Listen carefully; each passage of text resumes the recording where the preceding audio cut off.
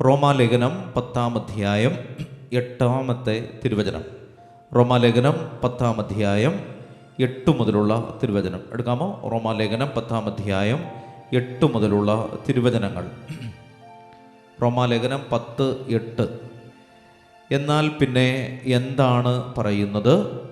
വായിച്ചോ. വചനം നിനക്ക് സമീപസ്ഥമാണ്, നിന്റെ അധരത്തിലും നിന്റെ ഹൃദയത്തിലും അതുണ്ട്, അല്ലേ? അതിനാൽ യേശു കർത്താവാണ് എന്ന് അധരം കൊണ്ട് ഏറ്റുപറയുകയും ദൈവം അവനെ മരിച്ചവരിൽ നിന്ന് ഉയർപ്പിച്ചു എന്ന് ഹൃദയത്തിൽ വിശ്വസിക്കുകയും ചെയ്താൽ നീ എന്ത് ചെയ്യും? രക്ഷ പ്രാപിക്കും. അപ്പോൾ രക്ഷപ്പെടാനുള്ള ഒരു വഴി ദൈവം പറയുകയാണ്. ഈ വചനം കാണാൻ പഠിക്കണം. റോമാലേഖനം 10:9. കുഞ്ഞുങ്ങൾ കാണാൻ പറഞ്ഞേ. റോമാലേഖനം 10-ാം അധ്യായം 9-ാം തിരുവചനം പറഞ്ഞേ. റോമ 10:9. ആകയാൽ യേശു കർത്താവാണെന്ന് അധരം കൊണ്ട് ഏറ്റുപറയുകയും പിന്നെ ദൈവം അവനെ മരിച്ചവരിൽ നിന്ന് ഉയർപ്പിച്ചു എന്ന് ഹൃദയത്തിൽ നീ വിശ്വസിക്കുകയും ചെയ്താൽ നീ എന്ത് ചെയ്യും? നീ രക്ഷ പ്രാപിക്കും. ചേർന്ന് പറഞ്ഞേ ഹല്ലേലൂയ. അപ്പോൾ നമ്മൾ രക്ഷപ്പെടുന്നത് എങ്ങനെയാണ്? അപ്പോൾ ഒരാൾ ചോദിക്കുകയാണ്, നമ്മുടെ ജീവിതം എങ്ങനെ രക്ഷ പ്രാപിക്കും? അപ്പോൾ കുറേ സമ്പത്ത് കിട്ടിയാൽ ജീവിതം രക്ഷപ്പെടുമോ? നല്ലൊരു വീട് വച്ചാൽ ജീവിതം രക്ഷപ്പെടുമോ? നല്ലൊരു ജീവിത പങ്കാളിയെ കിട്ടിയാൽ ജീവിതം രക്ഷപ്പെടുമോ? കുഞ്ഞുങ്ങൾ വന്നാൽ ജീവിതം രക്ഷപ്പെടുമോ? സാമ്പത്തിക മെച്ചമുണ്ടായാൽ ജീവിതം മെച്ചപ്പെടുമോ? അല്ലെങ്കിൽ രക്ഷ പ്രാപിക്കുമോ? അതല്ല രക്ഷ. രക്ഷയിലേക്കുള്ള വഴികളാണ് ബാക്കിയുള്ളതെല്ലാം. ഇപ്പോൾ കുടുംബം, ജീവിത പങ്കാളി, നമ്മുടെ ബന്ധുക്കൾ, നമ്മളുമായി ബന്ധപ്പെടുന്ന ഇടങ്ങൾ, ഇതെല്ലാം നമ്മെ ദൈവത്തിങ്കിലേക്ക് നയിക്കുന്നതാകണം. അതാണ് ദൈവം ആഗ്രഹിക്കുന്നത്. പക്ഷെ അതല്ല നമ്മുടെ ലക്ഷ്യം. നമ്മുടെ ലക്ഷ്യം എന്താണ്? സ്വർഗരാജ്യമാണ്. നമ്മുടെ ലക്ഷ്യം എന്താണ്? സ്വർഗരാജ്യമാണ്. അതുകൊണ്ടാണ് പൗലോസ് ശ്ലീഹ പറയുന്നത്, നിങ്ങൾ ഭൂമിയിലുള്ളതിനെ അന്വേഷിക്കാതെ എവിടെയുള്ളതിനെ അന്വേഷിക്കുവിൻ? ഉന്നതത്തിലുള്ളതിനെ അന്വേഷിക്കും. നിങ്ങൾ ഭൂമിയിലുള്ളതിനെ അന്വേഷിക്കാതെ ആരെ അന്വേഷിക്കുവിൻ? ഉന്നതത്തിലുള്ളവയെ അന്വേഷിക്കുവിൻ. ചേർന്ന് പറഞ്ഞേ ഹല്ലേലൂയ. അപ്പോൾ ഞാൻ ഈ പറയുന്നത് നിങ്ങൾ ഏറ്റു പറയണം. ഓരോ വചനങ്ങൾ പറയുമ്പോഴും ഇത് പറയാതെ ഇത് ഹൃദയം തുറന്നത് സ്വീകരിക്കണം. ഹൃദയം അടയ്ക്കപ്പെട്ടവരായിട്ട് ഇരിക്കരുത്. നമ്മുടെ ജീവിതത്തിൽ അനുഗ്രഹം ഉണ്ടാവില്ല. നമ്മുടെ ഹൃദയങ്ങൾ വചനം കിട്ടുന്ന ഒരു സമയമെന്ന് പറയുന്നത് ജീവിതത്തിന് ഏറ്റവും പ്രധാനപ്പെട്ട സമയമാണ്. അപ്പം അതുകൊണ്ട് അത് ആര് പറഞ്ഞു എന്നുള്ളതല്ല, ദൈവവചനമാണ്. അപ്പോൾ ആ വചനം പറയുമ്പോൾ അതിനെ എന്ത് ചെയ്യണം? വിശ്വസിക്കണം. അത് വിശ്വസിക്കണം, അത് ഹൃദയത്തിൽ ഏറ്റുപറയണം. അപ്പോൾ നമുക്ക് ഈ വചനം പറയാതിരിക്കാൻ പിശാച് വലിയൊരു മടുപ്പ് നമ്മുടെ ഹൃദയത്തിലിടും. ഇതൊന്നും പറയേണ്ട ആവശ്യമില്ല. മനസ്സിലുണ്ട്, ഇത് പിശാച് ഇടുന്നൊരു മടുപ്പാണ്. അപ്പം അത് ദൈവവചനത്തിൽ എപ്പോഴും ഉണ്ട്. ആര് ദൈവവചനം പറയുമ്പോഴും നമുക്ക് വലിയ ഒരു മടുപ്പുണ്ട്.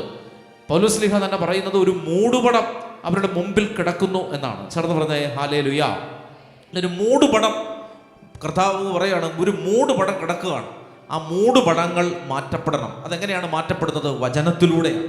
അത് നമുക്കൊരു ബോധ്യം കിട്ടാതെ, ദൈവം നമ്മെ സഹായിക്കാതെ നമുക്ക് ഈ ദൈവവചനത്തിൽ ആഴപ്പെടാനായിട്ട് പറ്റുകയില്ല. ചേർന്ന് പറഞ്ഞേ ഹല്ലേലൂയ. പറഞ്ഞേ ഹല്ലേലൂയ. അപ്പോൾ വചനം പറഞ്ഞേ, ആകയാൽ യേശു കർത്താവാണെന്ന് അധരങ്ങൾ കൊണ്ട്, അല്ലെ, അധരം കൊണ്ട് ഏറ്റുപറയണം. നാവ് കൊണ്ട് മിണ്ടാതിരുന്നാൽ ജീവിതം പച്ചപിടിക്കുമെന്ന് വിചാരിക്കരുത്. ജീവിതം മുഴുവൻ ഗതികേടാണ്, കണ്ണുനീരാണെന്ന് നാഴിക്ക് 42 വട്ടം പദം പറഞ്ഞാൽ ജീവിതത്തിന്റെ ഡിഗ്രി മാറില്ല. ജീവിതത്തിന്റെ ഡിഗ്രി താഴേക്കേ പോവുള്ളൂ. യോ എനിക്ക് കഷ്ടപ്പാടാണ് ജീവിതത്തിൽ എന്ന്, ദുരിതമാണ് എന്ന് പദം പറഞ്ഞിരുന്നിട്ട് കാര്യമില്ല. വചനം പറയുകയാണ്, ആകയാൽ യേശു കർത്താവാണെന്ന് നീ എന്ത് ചെയ്യണം? അധരങ്ങൾ കൊണ്ടത് ഏറ്റുപറയണം. മനസ്സിൽ വിചാരിച്ചാൽ പോരാ. അതാണ് അധരം കൊണ്ട് ഏറ്റുപറയണം. പുതിയ നിയമത്തിന്റെ ശുശ്രൂഷ നാവിന്റെ ശുശ്രൂഷയാണ്, അല്ലെ? അപ്പസ്തോല പ്രവർത്തനം 2-ാം അധ്യായം 1 നമ്മൾ വായിക്കുന്നു, പെന്തക്കോസ്താ ദിനം സമാഗതമായപ്പോൾ അവരെല്ലാവരും ഒരുമിച്ച് കൂടിയിരിക്കുകയായിരുന്നു. പെട്ടെന്ന് കൊടുങ്കാറ്റടിക്കുന്നത് പോലെ ഒരു ശബ്ദമുണ്ടായി, അല്ലെ? അഗ്നിജ്വാലകൾ പോലെയുള്ള നാവുകൾ തങ്ങളുടെ ഓരോരുത്തരുടെ മേൽ വന്നു നിൽക്കുന്നതായി അവർ കണ്ടു. പെന്തക്കോസ്താ ദിനത്തിൽ നൽകപ്പെട്ടത് എന്താണ്? പരിശുദ്ധാത്മാവിന്റെ അഗ്നിയല്ല, നാവാണ്. ടങ്, നാവ്. അതുകൊണ്ട് പുതിയ നിയമത്തിന്റെ ശുശ്രൂഷ നാവിന്റെ ശുശ്രൂഷയാണ്. ചേർന്ന് പറഞ്ഞേ hallelujah. The ministry of new testament is the ministry of tongue. നാവിന്റെ ശുശ്രൂഷയാണ്. നാവ് കൊണ്ട് ഏറ്റുപറയണം. അതുകൊണ്ടാണ് പരിശുദ്ധ കുർബാന നമ്മൾ പറയുന്നത്, നിങ്ങൾ ശബ്ദമുയർത്തി പറയണേ എന്ന് പറയുന്നതുകൊണ്ട് നിങ്ങൾ ഇങ്ങനെ മിണ്ടാതിരിക്കരുത്, കല്ലുപോലെ ഇരിക്കരുത്. ഹൃദയങ്ങൾ തുറക്കണം, ദൈവവചനം പറയണം.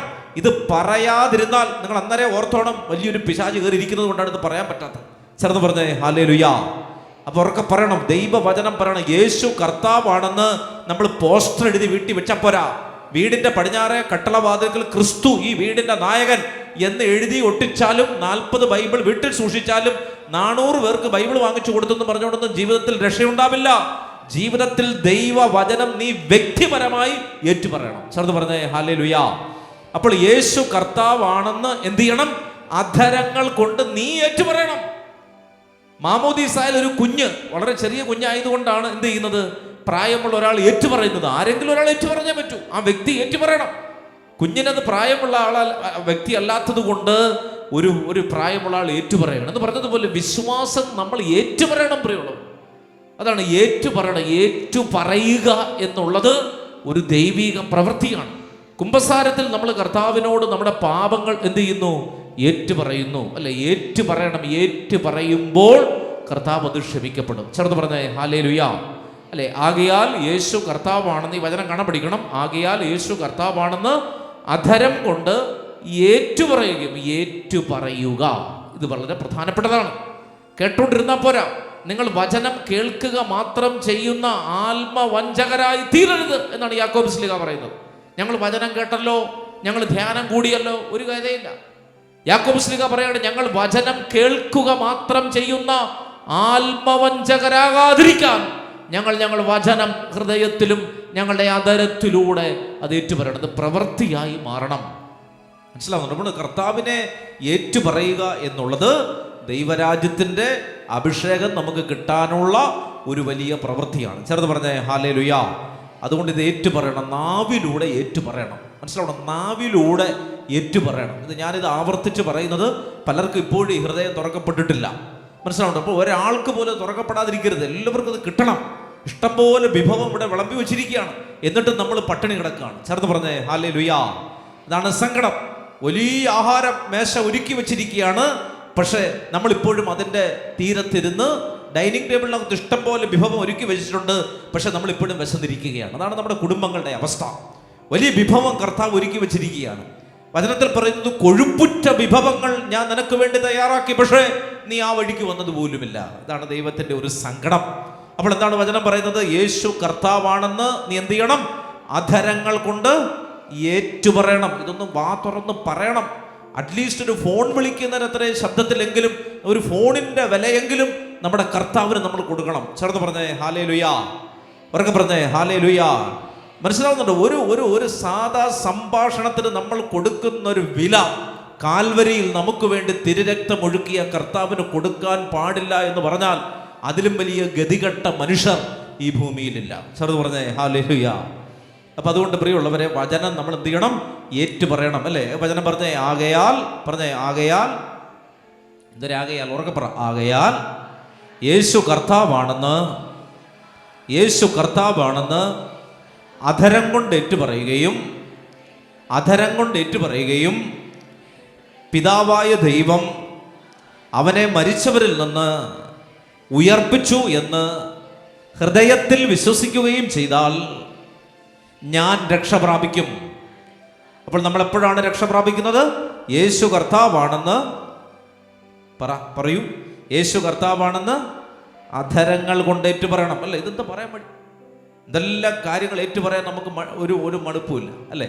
നമുക്ക് അറിയുന്നതും അറിയാത്തതിലും എല്ലാം അഭിപ്രായം പറയുന്ന ആളുകളാണ് നമ്മൾ. അപ്പം അതുകൊണ്ട് ഇത് പറയണം, യേശു കർത്താവാണെന്ന് അധരങ്ങൾ കൊണ്ട് ഏറ്റുപറയുകയും ദൈവം അവനെ മരിച്ചവരിൽ നിന്ന് ഉയർപ്പിച്ചു എന്ന് വിശ്വസിക്കുകയും ചെയ്താൽ നീ എന്ത് ചെയ്യും? രക്ഷ പ്രാപിക്കും. ചേർന്ന് പറഞ്ഞേ ഹല്ലേലൂയ. അപ്പോൾ ഏറ്റുപറയുക എന്നുള്ളത് വളരെ പ്രധാനപ്പെട്ട ഒരു കാര്യമാണ്. സങ്കീർത്തനങ്ങളുടെ പുസ്തകം എടുത്ത് സങ്കീർത്തനങ്ങൾ 32. സങ്കീർത്തനങ്ങളുടെ പുസ്തകം 32-ാമത്തെ അധ്യായം. സങ്കീർത്തനങ്ങൾ 32 എടുത്തേ. സങ്കീർത്തനങ്ങളുടെ പുസ്തകം 32-ാമത്തെ അധ്യായം. 32-ാമത്തെ അധ്യായം 5-ാമത്തെ തിരുവചനം എടുത്തേ. 32:5. സങ്കീർത്തനങ്ങൾ 32:5. എൻ്റെ പാപം അവിടുത്തോട് ഞാൻ ഏറ്റുപറഞ്ഞു. കണ്ടോ? ഞാൻ എന്ത് ചെയ്തു? പറഞ്ഞ ആ വാക്ക് പറഞ്ഞ ഏതാണ് ആ വാക്ക്? ഏറ്റുപറഞ്ഞു, അല്ലേ? ഞാൻ എൻ്റെ പാപം കർത്താവിനോട് ഏറ്റുപറഞ്ഞു. എൻ്റെ അകൃത്യം ഞാൻ എന്ത് ചെയ്തില്ല? മറച്ചു വെച്ചില്ല. അടുത്തത്, എൻ്റെ അതിക്രമങ്ങൾ കർത്താവിനോട് ഞാൻ ഏറ്റുപറയും എന്ന് ഞാൻ പറഞ്ഞു. കണ്ടോ? ഏറ്റുപറയും എന്ന് പറഞ്ഞു. അപ്പോൾ അവിടുന്ന് എൻ്റെ പാപം ക്ഷമിച്ചു. കണ്ടോ, ഏറ്റു പറയും എന്ന് ഞാൻ പറഞ്ഞപ്പോൾ തന്നെ കർത്താവ് എന്ത് ചെയ്തു? എൻ്റെ പാപങ്ങൾ ക്ഷമിച്ചു. അപ്പോൾ ഏറ്റു പറയുക എന്നുള്ളത് വളരെ പ്രധാനപ്പെട്ടതാണ്. റോമാലേഖനം 10:9 എന്തായിരുന്നു വചനം? പറഞ്ഞേ. ആകയാൽ യേശു കർത്താവാണെന്ന് അധരങ്ങൾ കൊണ്ട് ഏറ്റുപറയുകയും ദൈവം അവനെ മരിച്ചവരിൽ നിന്ന് ഉയർപ്പിച്ചു എന്ന് ഹൃദയത്തിൽ നീ വിശ്വസിക്കുകയും ചെയ്താൽ നീ എന്ത് ചെയ്യും? രക്ഷ പ്രാപിക്കും. അല്ലെ, യേശു കർത്താവാണെന്ന് അധരങ്ങൾ കൊണ്ട് ഏറ്റുപറയുകയും ദൈവം അവനെ മരിച്ചവരിൽ നിന്ന് ഉയർപ്പിച്ചു എന്ന് വിശ്വസിക്കുകയും ചെയ്താൽ നീ എന്ത് ചെയ്യും? രക്ഷ പ്രാപിക്കും. ചേർന്ന് പറഞ്ഞേ ഹല്ലേലൂയ. വിളിച്ചിട്ട് പറഞ്ഞേ ഹല്ലേലൂയ. അതുകൊണ്ട് പ്രിയപ്പെട്ടവരെ, ഈ ദൈവവചനം നമ്മൾ കൃത്യമായിട്ട് മനസ്സിലാക്കണം. അപ്പോൾ യേശു കർത്താവാണ് എന്ന് അധരങ്ങൾ കൊണ്ട് ഏറ്റുപറയണം. അല്ലെ, അധരങ്ങൾ കൊണ്ട് ഏറ്റുപറയണം. ചേർന്ന് പറഞ്ഞേ ഹല്ലേലൂയ. ലൂക്കാ സുവിശേഷം 23-ാമത്തെ അധ്യായം 39 മുതലുള്ള തിരുവചനം. ലൂക്ക 23:39 എടുത്തേ. ലൂക്കാ സുവിശേഷം 23-ാം അധ്യായം 39. കുഞ്ഞുങ്ങളൊക്കെ എടുത്തേ, വായിച്ചേ. ലൂക്കാ സുവിശേഷം 23:39 വായിച്ചോ. കുരിശിൽ തൂക്കപ്പെട്ടിരുന്ന കുറ്റവാളികളിൽ ഒരുവൻ അവനെ ദുഷിച്ചു പറഞ്ഞു, നീ ക്രിസ്തുവല്ലേ, നിന്നെയും ഞങ്ങളെയും രക്ഷിക്കുക. അപരൻ അവനെ ശകാരിച്ചു പറഞ്ഞു. അല്ലെ, അപരൻ എന്ന് പറഞ്ഞാൽ ആരാണ്? വലത്തെ കള്ളനാണ്. അല്ലെ, ഇടത്തെ കള്ളൻ കർത്താവിനെ എന്ത് ചെയ്തു? ശപിച്ച് സംസാരിച്ചു. വലത്തെ കള്ളൻ എന്ത് ചെയ്തു? വലത്തെ കള്ളൻ എന്താ പറഞ്ഞത്? നീ ദൈവത്തെ ഭയപ്പെടുന്നില്ലേ? നീയും അതേ ശിക്ഷാവിധിയിൽ തന്നെയാണല്ലോ. നമ്മുടെ ശിക്ഷാവിധി ന്യായമാണ്. നമ്മുടെ പ്രവൃത്തികൾക്ക് തക്ക പ്രതിഫലം നമുക്ക് ലഭിച്ചിരിക്കുന്നു. ഇവൻ ഒരു തെറ്റും ചെയ്തിട്ടില്ല. 42 വായിച്ചേ. അവൻ തുടർന്നു, യേശുവേ, നീ നിന്റെ രാജ്യത്ത് പ്രവേശിക്കുമ്പോൾ എന്നെയും. അപ്പോൾ ആരേറ്റു പറഞ്ഞു? വലത്തെ കള്ളൻ യേശുവിനെ ഏറ്റുപറഞ്ഞു. അല്ലെ, മറ്റുള്ളവൻ ദുഷിച്ചു കളഞ്ഞപ്പോൾ ഈ കള്ളൻ എന്ത് ചെയ്തു? വലത്ത് കിടക്കുന്നവൻ യേശുവിനെ ഏറ്റുപറഞ്ഞു. അല്ലെ, യേശുവിനെ ഏറ്റുപറഞ്ഞു. കർത്താവേ, നീ നിന്റെ രാജ്യത്ത് പ്രവേശിക്കുമ്പോൾ എന്നെയും ഓർക്കണമേ. യേശു അവനോട് അരുളി ചെയ്തു, സത്യമായി ഞാൻ നിന്നോട് പറയുന്നു, നീ ഇന്ന് എൻ്റെ കൂടെ പറുദീസായിൽ ആയിരിക്കും. കണ്ടോ, അപ്പോൾ കർത്താവിനെ ഒരു വ്യക്തി ഏറ്റുപറയാൻ തീരുമാനിച്ചാൽ, ദൈവത്തെ സത്യസന്ധമായി ഒരു വ്യക്തി ഏറ്റുപറയാൻ തീരുമാനിച്ചാൽ, ആ വ്യക്തിയോട് കർത്താവ് പറയുകയാണ്, today you will be in paradise. കർത്താവ് പറയുകയാണ്, നാളെ അല്ല, മറ്റന്നാളല്ല, നോക്കാം, അടുത്ത മാസമാണ്, ശ്രമിക്കാം, അങ്ങനൊന്നുമല്ല പറയുന്നത്. ഇന്ന്. കണ്ടോ, ഓൺ ദ സ്പോട്ടിൽ അഡ്മിഷനാണ്. ചേർന്ന് പറഞ്ഞേ ഹല്ലേലൂയ. അപ്പോൾ കർത്താവ് ആ സ്പോട്ടിൽ തന്നെ അവൻ എന്ത് ചെയ്യുകയാണ്? ഒരു ദൈവകൃപ കൊടുക്കുകയാണ്. അതായത്, കർത്താവെ, നീ നിന്റെ രാജ്യത്ത് വരുമ്പോൾ എന്നെയും ഓർക്കണമേ എന്ന് പറഞ്ഞപ്പോൾ കർത്താവ് എന്താ പറയുകയാണ്? ഇന്ന്. അല്ലെ, അതുവരെ അവൻ ചെയ്ത കൊള്ളരുതായ്മകൾ കർത്താവ് കണ്ടില്ലേ? അവൻ അന്ന് വരെ നടത്തിയ മോഷണങ്ങൾ കർത്താവ് കണ്ടില്ലേ? അവൻ അന്ന് വരെ നടത്തിയ തെറി വാക്കുകൾ, മോശപ്പെട്ട വാക്കുകൾ കർത്താവ് കേട്ടില്ലേ? അല്ലെങ്കിൽ കർത്താവ് എന്താണ് ഗൗനിക്കാഞ്ഞത്? അവൻ ഏറ്റുപറഞ്ഞു. ഒറ്റ കാര്യമുള്ളൂ, നമ്മൾ ദൈവത്തെ ഹൃദയം തുറന്ന് ഏറ്റുപറയണം. ചേർന്ന് പറഞ്ഞേ ഹല്ലേലൂയ. അല്ലെ, നമ്മൾ ദൈവത്തെ എന്ത് ചെയ്യണം? ഹൃദയം തുറന്ന് ഏറ്റുപറയുമ്പോൾ നമ്മൾ ആരാണ് എന്ന് കർത്താവ് നോക്കില്ല. നമ്മൾ എവിടെ നിന്ന് വന്നു എന്ന് കർത്താവ് നോക്കില്ല. എന്തായിരുന്നു നമ്മുടെ ഭൂതകാലം കർത്താവ് ചിന്തിക്കില്ല. അവിടുന്ന് നമ്മെ അനുഗ്രഹിക്കും. ചേർന്ന് പറഞ്ഞേ ഹല്ലേലൂയ. പ്രിയമുള്ളവരെ, നമ്മൾ കണ്ടത് എന്താണ്? യേശു കർത്താവാണെന്ന് അധരങ്ങൾ കൊണ്ട് ഏറ്റുപറയുകയും ദൈവം അവനെ മരിച്ചവരിൽ നിന്ന് ഉയർപ്പിച്ചു എന്ന് ഹൃദയത്തിൽ വിശ്വസിക്കുകയും ചെയ്താൽ നീ എന്ത് ചെയ്യും? രക്ഷ പ്രാപിക്കും. അല്ലെ, യേശു കർത്താവാണെന്ന് അധരങ്ങൾ കൊണ്ട് ഏറ്റുപറയുകയും ദൈവം അവനെ മരിച്ചവരിൽ നിന്ന് ഉയർപ്പിച്ചു എന്ന് ഹൃദയത്തിൽ നീ വിശ്വസിക്കുകയും ചെയ്താൽ നീ രക്ഷ പ്രാപിക്കും. ചേർന്ന് പറഞ്ഞേ ഹല്ലേലൂയ. അപ്പോൾ അങ്ങനെ നമ്മൾ രക്ഷപ്പെടണം എന്നുള്ളത് ദൈവത്തിൻ്റെ ഏറ്റവും വലിയ ആഗ്രഹമാണ്. അല്ലേ, നമ്മൾ രക്ഷപ്പെടണം എന്നുള്ളത് ആരുടെ ആഗ്രഹമാണ്? ദൈവത്തിൻ്റെ ആഗ്രഹമാണ്. നമ്മൾ സുഖപ്പെടണം എന്നുള്ളത് ആരുടെ ആഗ്രഹമാണ്? ദൈവത്തിൻ്റെ ആഗ്രഹം. നമ്മളെക്കാൾ ഉപരി ദൈവം ഇത് ആഗ്രഹിക്കുന്നു. മനസ്സിലാണ്? നമ്മൾ രക്ഷപ്പെടണമെന്നും നമ്മൾ സുഖം പ്രാപിക്കണമെന്നും നമ്മളെക്കാൾ ഉപരി ആരാണ് ആഗ്രഹിക്കുന്നത്? കർത്താവാണ് ആഗ്രഹിക്കുന്നത്. സങ്കീർത്തനങ്ങൾ 115:12 എടുക്കാമോ? സങ്കീർത്തനങ്ങളുടെ പുസ്തകം 115-ാം അധ്യായം 12-ാമത്തെ തിരുവചനം. സങ്കീർത്തനങ്ങൾ 115:12. സങ്കീർത്തനങ്ങൾ 115:12 വായിച്ചേ. കർത്താവിന് നമ്മെക്കുറിച്ചൊരു വിചാരമുണ്ട്, അവിടുന്ന് നമ്മെ അനുഗ്രഹിക്കും. എന്താണ് വചനം? കർത്താവിന് നമ്മെക്കുറിച്ചൊരു വിചാരമുണ്ട്, അവിടുന്ന് നമ്മെ എന്ത് ചെയ്യും? അനുഗ്രഹിക്കും. അവർക്ക് പറഞ്ഞ കർത്താവിന് നമ്മെക്കുറിച്ചൊരു വിചാരമുണ്ട്. കുഞ്ഞു വചനങ്ങളാണ് ഞാൻ പറയുന്നത്, നിങ്ങൾ പഠിക്കണം. കർത്താവിന് നമ്മെക്കുറിച്ച് എന്തുണ്ട്? പറഞ്ഞ എന്തുണ്ട്? അല്ലെ, സ്കൂളിലേക്ക് പോകുന്ന ഒരു കുഞ്ഞിനെ പറ്റി അമ്മയ്ക്ക് വിചാരമുള്ളതുപോലെ അല്ലേ, ആ കുഞ്ഞിന്ന് മഴ നനഞ്ഞോ, ഇന്ന് സ്കൂളിൽ പോയോ, ആഹാരം കഴിച്ചോ, ഇങ്ങനെയൊക്കെയുള്ള കാര്യങ്ങൾ അമ്മ ഇങ്ങനെ ആകുലപ്പെടുന്നത് പോലെ, അല്ലെങ്കിൽ വലിയ മഴയാണ്, ഇന്നെങ്ങനെ സ്കൂളിൽ നിന്ന് എത്തും, നനയുമോ, അല്ലെങ്കിൽ വണ്ടി ശരിക്ക് കിട്ടുമോ, റോഡ് ക്രോസ് ചെയ്ത് കാണുമോ, പട്ടം സെൻറ് മേരീസിൻ്റെ മുമ്പിലുള്ള വലിയ തിരക്കിലൂടെ എൻ്റെ കുഞ്ഞ് എങ്ങനെ പോകും? മനസ്സിലുണ്ട്, ഇത് ഒരു അമ്മയുടെ വിചാരമാണ്. എന്തുകൊണ്ടാണ് അമ്മ ഇതിനെപ്പറ്റി വിചാരപ്പെടുന്നത്? ഈ കൊച്ച് രാവിലെ പോയപ്പോൾ 10 രൂപ കൊടുത്തിട്ടാണോ? അല്ല. പൈസ കൊടുത്തിട്ടുള്ളത് സ്നേഹമാണോ? അല്ല. അമ്മയുടെ ഉള്ളിൻ്റെ ഉള്ളിൽ ഒരു രക്തബന്ധമുണ്ട്. ആരുമായിട്ട്? ഈ കുഞ്ഞുമായിട്ട്. ചേർന്ന് പറഞ്ഞേ ഹല്ലേലൂയ. ഈ അമ്മയ്ക്ക് ഈ കുഞ്ഞിനോട് എന്തുണ്ട്? ഒരു രക്തബന്ധമുണ്ട്. പറഞ്ഞാൽ മായ്ക്കാനാകാത്ത, പറഞ്ഞാൽ വിവരിക്കാൻ സാധിക്കാത്ത ഒരു ആത്മബന്ധമുണ്ട്. അങ്ങനെയുള്ള ഒരാൾക്ക് മാത്രമേ ഒരു വിചാരമുള്ളൂ. ചേർന്ന് പറഞ്ഞേ ഹല്ലേലൂയ. ഞാനിപ്പോൾ കോളേജിൽ നിന്ന് വരുന്ന സമയത്ത് അവിടെ 10-15 സെക്യൂരിറ്റീസ് പല ഗേറ്റിൻ്റെ അവിടെ നിൽപ്പുണ്ട് അല്ലേ. അവർക്ക് എന്നെ ചെന്ന് കാണുമ്പോൾ ഇങ്ങനെ കൈയൊക്കെ എടുത്ത് കാണിക്കും. പക്ഷെ ഞാൻ എവിടെ പോയെന്നോ അവർക്കൊരു വിചാരമുണ്ടോ? ഇല്ല. ഞാൻ രാത്രി 12 മണിയായിട്ട് അവിടെ എത്തിയിട്ടില്ല. അവർക്ക് എന്നെ പറ്റി ആകുലതയുണ്ടോ? ഇല്ല. അവർക്ക് എന്നോട് ദേഷ്യമുള്ളൂ. കാരണം ഈ അച്ഛൻ വന്നിട്ടുണ്ടല്ലോ ഗേറ്റ് അടയ്ക്കാൻ. മനസ്സിലാവുന്നുണ്ടോ? നേരെ മറിച്ച് അമ്മയാണെങ്കിലോ അങ്ങനെയല്ല അല്ലെ. 9 മണിക്ക് ഞാൻ വരേണ്ടതാണ്, പള്ളിയിൽ നിന്ന് 9 മണിക്ക് വരേണ്ടതാണ്, പക്ഷെ ഇതുവരെ എത്തിയിട്ടില്ല, 12 മണിയായി അല്ലേ. അമ്മയ്ക്ക് ആദി കൂടും. കാരണം എന്താണ്? അമ്മയും ഞാനും തമ്മിൽ ഒരാത്മബന്ധമുണ്ട്. ചേർന്ന് പറഞ്ഞേ ഹല്ലേലൂയ. അപ്പൊ ഇനി ആ കണ്ണോടുകൂടി സങ്കീർത്തനം 115:12 വായിച്ച കർത്താവിന് നമ്മെക്കുറിച്ചൊരു വിചാരമുണ്ട്, അവിടുന്ന് നമ്മെ അനുഗ്രഹിക്കും. കർത്താവിന് നമ്മെക്കുറിച്ചൊരു വിചാരമുണ്ട്. അപ്പോൾ കർത്താവിന് നമ്മെക്കുറിച്ച് വലിയൊരു സ്നേഹമുണ്ട് എന്ന് നമ്മളെപ്പോഴും തിരിച്ചറിയണം. അപ്പോൾ കർത്താവിൻ്റെ ആ സ്നേഹമാണ് നമ്മൾ ഈ ദിവസം പ്രത്യേകമായിട്ട് ധ്യാനിക്കുന്നത്. കർത്താവിൻ്റെ ആ സ്നേഹം. നമ്മൾ രക്ഷപ്പെടണമെന്നുള്ളത് ആരുടെ ആഗ്രഹമാണ്? കർത്താവിൻ്റെ ആഗ്രഹമാണ്. നമ്മൾ രക്ഷ പ്രാപിക്കണം എന്നുള്ളത് ആരുടെ ആഗ്രഹമാണ്? കർത്താവിൻ്റെ ആഗ്രഹമാണ്. കർത്താവ് നമ്മളെ അനുദിനം സുഖപ്പെടുത്തുന്ന ദൈവമാണ് അല്ലെ. ഓരോ പ്രഭാതത്തിലും നമ്മെ സുഖപ്പെടുത്തുന്ന സ്നേഹമാണ് കർത്താവിൻ്റെ സ്നേഹം. വിലാപങ്ങളുടെ പുസ്തകം എടുക്കാമോ? ജെറമിയ, എസെക്കിയേൽ കഴിഞ്ഞ് വിലാപങ്ങളുടെ പുസ്തകം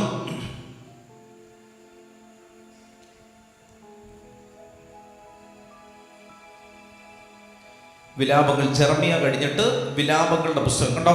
വിലാപങ്ങളുടെ പുസ്തകത്തിൽ നമ്മൾ വായിക്കുകയാണ് 3-ാമത്തെ അധ്യായം 22-ാമത്തെ തിരുവചനം. വിലാപങ്ങൾ 3:22 വായിക്കാമോ? കർത്താവിൻ്റെ സ്നേഹം ഒരിക്കലും അസ്തമിക്കുന്നില്ല, അവിടുത്തെ കാരുണ്യം അവസാനിക്കുന്നില്ല. എന്താണ് വചനം? കർത്താവിൻ്റെ സ്നേഹം ഒരിക്കലും അസ്തമിക്കുന്നില്ല, അവിടുത്തെ കാരുണ്യം ഒരിക്കലും അവസാനിക്കുന്നില്ല. ഓരോ പ്രഭാതത്തിലും അതെന്താണ്? പുതിയതാണ്. ചേർന്ന് പറഞ്ഞേ ഹല്ലേലൂയ. ഓരോ പ്രഭാതത്തിലും ഈ സ്നേഹം എന്താണ്? പുതിയതാണ്. ഇന്നലെ എന്നെ സ്നേഹിച്ചതുപോലെ അല്ല കർത്താവ് ഇന്നെന്നെ സ്നേഹിക്കുന്നത്. കാരണം ഇന്നലത്തേക്കാൾ പ്രശ്നങ്ങളിലാണ് ഞാൻ. നാളെ ഈ ഒരു സ്നേഹം കൊണ്ട് എനിക്ക് രക്ഷപ്പെട്ടു വരാൻ പറ്റില്ല. കാരണം കുറച്ചുകൂടി ആഴമായൊരു സ്നേഹമാണ്. കാരണം ഞാൻ വലിയ പ്രതിസന്ധികളിലേക്ക് പോയിക്കൊണ്ടിരിക്കുകയാണ്. അപ്പോൾ വായിച്ചേ വിലാപങ്ങൾ 3:19 മുതൽ വായിച്ചേ. അപ്പോൾ നിങ്ങൾക്ക് വചനത്തിൻ്റെ ആഴം പിടികിട്ടും. വിലാപങ്ങൾ 3:19. എൻ്റെ കഷ്ടതയുടെയും അലച്ചിലിൻ്റെയും ഓർമ്മ കൈപ്പേറിയ വിഷമാണ്, അതിനെപ്പറ്റി നിരന്തരം ചിന്തിച്ച് എൻ്റെ മനം തകരുന്നു. എന്നാൽ ഞാൻ ഒരു കാര്യം ഓർമ്മിക്കുന്നു, അത് എനിക്ക് പ്രത്യാശ തരുന്നു. അതായത് കർത്താവിൻ്റെ വചനം പറയുകയാണ്, നമ്മളിങ്ങനെ എന്ത് ചെയ്യുന്നു? എൻ്റെ കഷ്ടതയുടെയും അലച്ചിലിൻ്റെയും ഓർമ്മ. ചില ആളുകളെ കാണുമ്പോൾ, ചില ആളുകളല്ല, മിക്കവാറും ആളുകളെ കണ്ടൊരു 10 മിനിറ്റ് സംസാരിച്ചാൽ അവർ പറയുന്നത് എന്താണ്? പൂർവ്വകാലങ്ങളിൽ കടന്നു വന്നിട്ടുള്ള വിഷമമേറിയ പ്രതിസന്ധികൾ അല്ലേ. പണ്ട് കപ്പയും മാങ്ങയും കഴിച്ചതും പിന്നെന്താണ്, വെള്ളം കുടിച്ച് ജീവിച്ചതും അങ്ങനെയൊക്കെ പഴയ പഴങ്കഥകൾ അല്ലേ, പഴയ കാര്യങ്ങൾ ഇങ്ങനെ പറയും. ഞാൻ അങ്ങനെ ചെയ്തു, ഞാൻ ഇങ്ങനെ ചെയ്തു, അവിടെ ആയിരുന്നപ്പോൾ ഞാൻ ഇങ്ങനെയായിരുന്നു, ഇവിടെ ആയിരുന്നപ്പോൾ ഞാൻ ഇങ്ങനെയാണ്, ഞാൻ ഒരുപാട് സങ്കടത്തിലൂടെ കടന്നു വന്ന ആളാണ്, എന്നെ പോലെ സഹിച്ച ഒരാൾ ഈ ഭൂമിയിലില്ല. അങ്ങനെയാണ് ലോകത്തിലുള്ള എല്ലാവരും പറയുന്നത്. അപ്പോൾ ആരാണ് ഏറ്റവും കൂടുതൽ സഹിച്ചതെന്ന് അറിയാൻ പാടില്ല. എല്ലാവരും പറയുന്നത് അങ്ങനെയാണ്, ഏറ്റവും കൂടുതൽ സഹിച്ചത് ഞാനാണ്, അല്ലേ? അപ്പോൾ നമുക്ക് എന്താണ്, ആ പഴയകാല ഓർമ്മകൾ വളരെ ബുദ്ധിമുട്ടേറിയ അനുഭവങ്ങളാണ്. നമ്മളെ പലരും ചതിച്ചത്, നമുക്കെതിരെ പലരും സംസാരിച്ചത്, പലരും നമ്മളെ ഒറ്റപ്പെടുത്തിയത്, കുറ്റപ്പെടുത്തിയത്, നമ്മൾ വന്നപ്പോൾ എല്ലാവരും പരിഹസിച്ചത്, ഇതൊക്കെ നമ്മുടെ മനസ്സിലുള്ള പഴയ കാലത്തെ ചില ഓർമ്മകളാണ്. ചേർന്ന് പറഞ്ഞേ ഹല്ലേലൂയ, വിശുദ്ധ പറഞ്ഞേ ഹല്ലേലൂയ. അപ്പോൾ വചനം പറയുകയാണ്, എൻ്റെ കഷ്ടതയുടെയും അലച്ചിലിൻ്റെയും ഓർമ്മ എനിക്കെന്താണ്, കൈപ്പേറിയ വിഷമാണ്. അപ്പോൾ ഞാൻ ഓർക്കുന്നുണ്ട്, 3ാം ക്ലാസ്സിൽ വെച്ച് ഒരു ടീച്ചർ എന്നെ വഴക്ക് പറഞ്ഞത് ഒരു അടുത്ത കാലം വരെ, എന്ന് പറഞ്ഞാൽ സെമിനാരിയിലൊക്കെ ചേരുന്നത് വരെയും എൻ്റെ മനസ്സിൽ വല്ലാത്തൊരു അസ്വസ്ഥതയായിരുന്നു. 3ാം ക്ലാസ്സിൽ വെച്ച് സംഭവിച്ചതാണ്. മനസ്സിലാവുന്നുണ്ടോ? ഒരു ടീച്ചർ എന്നെ വഴക്ക് പറയുകയും അടിക്കുകയൊക്കെ ചെയ്തു. അപ്പോൾ എനിക്ക് ആ ടീച്ചറിനോട് വല്ലാത്ത ഒരു അസ്വസ്ഥത തോന്നി. അത് എന്നെ ആ വിഷയത്തോട് തന്നെ എനിക്കൊരു അസ്വസ്ഥതയായി മാറി. അടുത്ത വർഷം ആ വിഷയം വരുമ്പോൾ എനിക്ക് ഭയങ്കര ബുദ്ധിമുട്ടാണ്. അപ്പോൾ അങ്ങനെ സെമിനാരിയിൽ വരുന്ന സമയം വരെയും എൻ്റെ മനസ്സിൽ ഒരു വല്ലാത്ത ഭാരം ഈ ടീച്ചറുമായിട്ട് ബന്ധപ്പെട്ടുണ്ടായിരുന്നു. ചേർന്ന് പറഞ്ഞേ ഹല്ലേലൂയ. ഇപ്പോൾ വചനം പറയുകയാണ്, എൻ്റെ കഷ്ടതയുടെയും അലച്ചിലിൻ്റെയും ഓർമ്മ, പഴയ കാലങ്ങളിൽ നമ്മൾ കടന്നു വന്നിട്ടുള്ള ഓർമ്മകൾ കൈപ്പേറിയ വിഷമാണ്. അതിനെപ്പറ്റി നിരന്തരം ചിന്തിച്ച് എൻ്റെ മനസ്സ് തകർന്നു പോകുന്നു. ശരിയാണ്, അല്ലേ? നമ്മളെല്ലാവരും അങ്ങനെയുള്ള മനുഷ്യരാണ്. അപ്പോൾ നമ്മൾ പഴയ കാലങ്ങളിൽ നമുക്കുണ്ടായ മുറിവുകൾ നമ്മളിങ്ങനെ നിരന്തരം ഓർക്കും, അല്ലേ? നമ്മളെന്തോരം സ്നേഹിച്ചിട്ടും നമുക്കെതിരെ തിരിഞ്ഞവർ, അല്ലെ? ഞാൻ ചുറ്റും തിരിഞ്ഞു നോക്കി എന്നെ അറിയുന്നവർ ആരുമില്ല. വലിയ ആൾക്കൂട്ടത്തിനിടയിൽ നിൽക്കുമ്പോഴും ഒറ്റപ്പെട്ടു പോകുന്ന ഒരവസ്ഥ. ചേർന്ന് പറഞ്ഞേ ഹല്ലേലൂയ. ആൾക്കൂട്ടത്തിനകത്താണ് നിൽക്കുന്നത്, പക്ഷേ ഒറ്റപ്പെട്ട ഒരവസ്ഥയാണ്. അങ്ങനെ ജീവിക്കുന്ന ആളുകളുണ്ട്. ഞാൻ പലപ്പോഴും ചിന്തിച്ചിട്ടുണ്ട്, അങ്ങനെ ജീവിക്കുന്ന ആളുകളുണ്ട്. ഒറ്റപ്പെട്ട ആരുമില്ല എന്നൊരു ചിന്തയുണ്ട്. പ്രിയമുള്ളവർ, അങ്ങനെ സങ്കടപ്പെട്ടിരിക്കുന്ന ആരെങ്കിലും ഈ കൂട്ടായ്മയിലുണ്ടെങ്കിൽ വചനം പറയുകയാണ്, കർത്താവ് ഒരു കാര്യം മാത്രം ഞാൻ ഓർമ്മിക്കുന്നു, അത് എനിക്ക് പ്രത്യാശ തരുന്നു. എന്താണത്? 22-ാമത്തെ വചനം, കർത്താവിൻ്റെ സ്നേഹം ഒരിക്കലും അസ്തമിക്കുന്നില്ല. കർത്താവിൻ്റെ സ്നേഹം എന്ത് ചെയ്യുന്നില്ല? ഒരിക്കലും അസ്തമിക്കുന്നില്ല. പറഞ്ഞേ, കർത്താവിൻ്റെ സ്നേഹം ഒരിക്കലും അസ്തമിക്കുന്നില്ല. പറഞ്ഞേ, കർത്താവിൻ്റെ സ്നേഹം ഒരിക്കലും അസ്തമിക്കുന്നില്ല. അടുത്തിരിക്കുന്ന ആളിനോട് പറഞ്ഞേ, കർത്താവിൻ്റെ സ്നേഹം ഒരിക്കലും അസ്തമിക്കുന്നില്ല. ഭർത്താവിൻ്റെ സ്നേഹമല്ല, കർത്താവിൻ്റെ സ്നേഹം ഒരിക്കലും എന്ത് ചെയ്യുന്നില്ല? അസ്തമിക്കുന്നില്ല. പറഞ്ഞേ, കർത്താവിൻ്റെ സ്നേഹം ഒരിക്കലും എന്ത് ചെയ്യുന്നില്ല? അസ്തമിക്കുന്നില്ല. കർത്താവിൻ്റെ സ്നേഹം ഒരിക്കലും അസ്തമിക്കുന്നില്ല. വായിച്ചേ, താഴോട്ട് വായിച്ചേ. ഓരോ പ്രഭാതത്തിലും അതെന്താണ്? പുതിയതാണ്. ഓരോ പ്രഭാതത്തിലും അത് പുതിയതാണ്. അവിടുത്തെ വിശ്വസ്തത ഉന്നതമാണ്.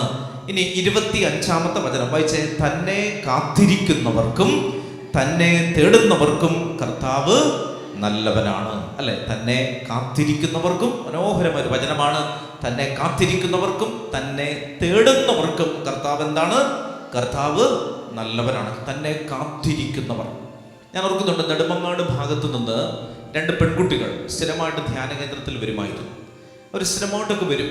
അപ്പം നമുക്കറിയില്ല, ആരാണെന്നറിയില്ല. ശനിയാഴ്ചകളിൽ ശുശ്രൂഷയ്ക്ക് വരും.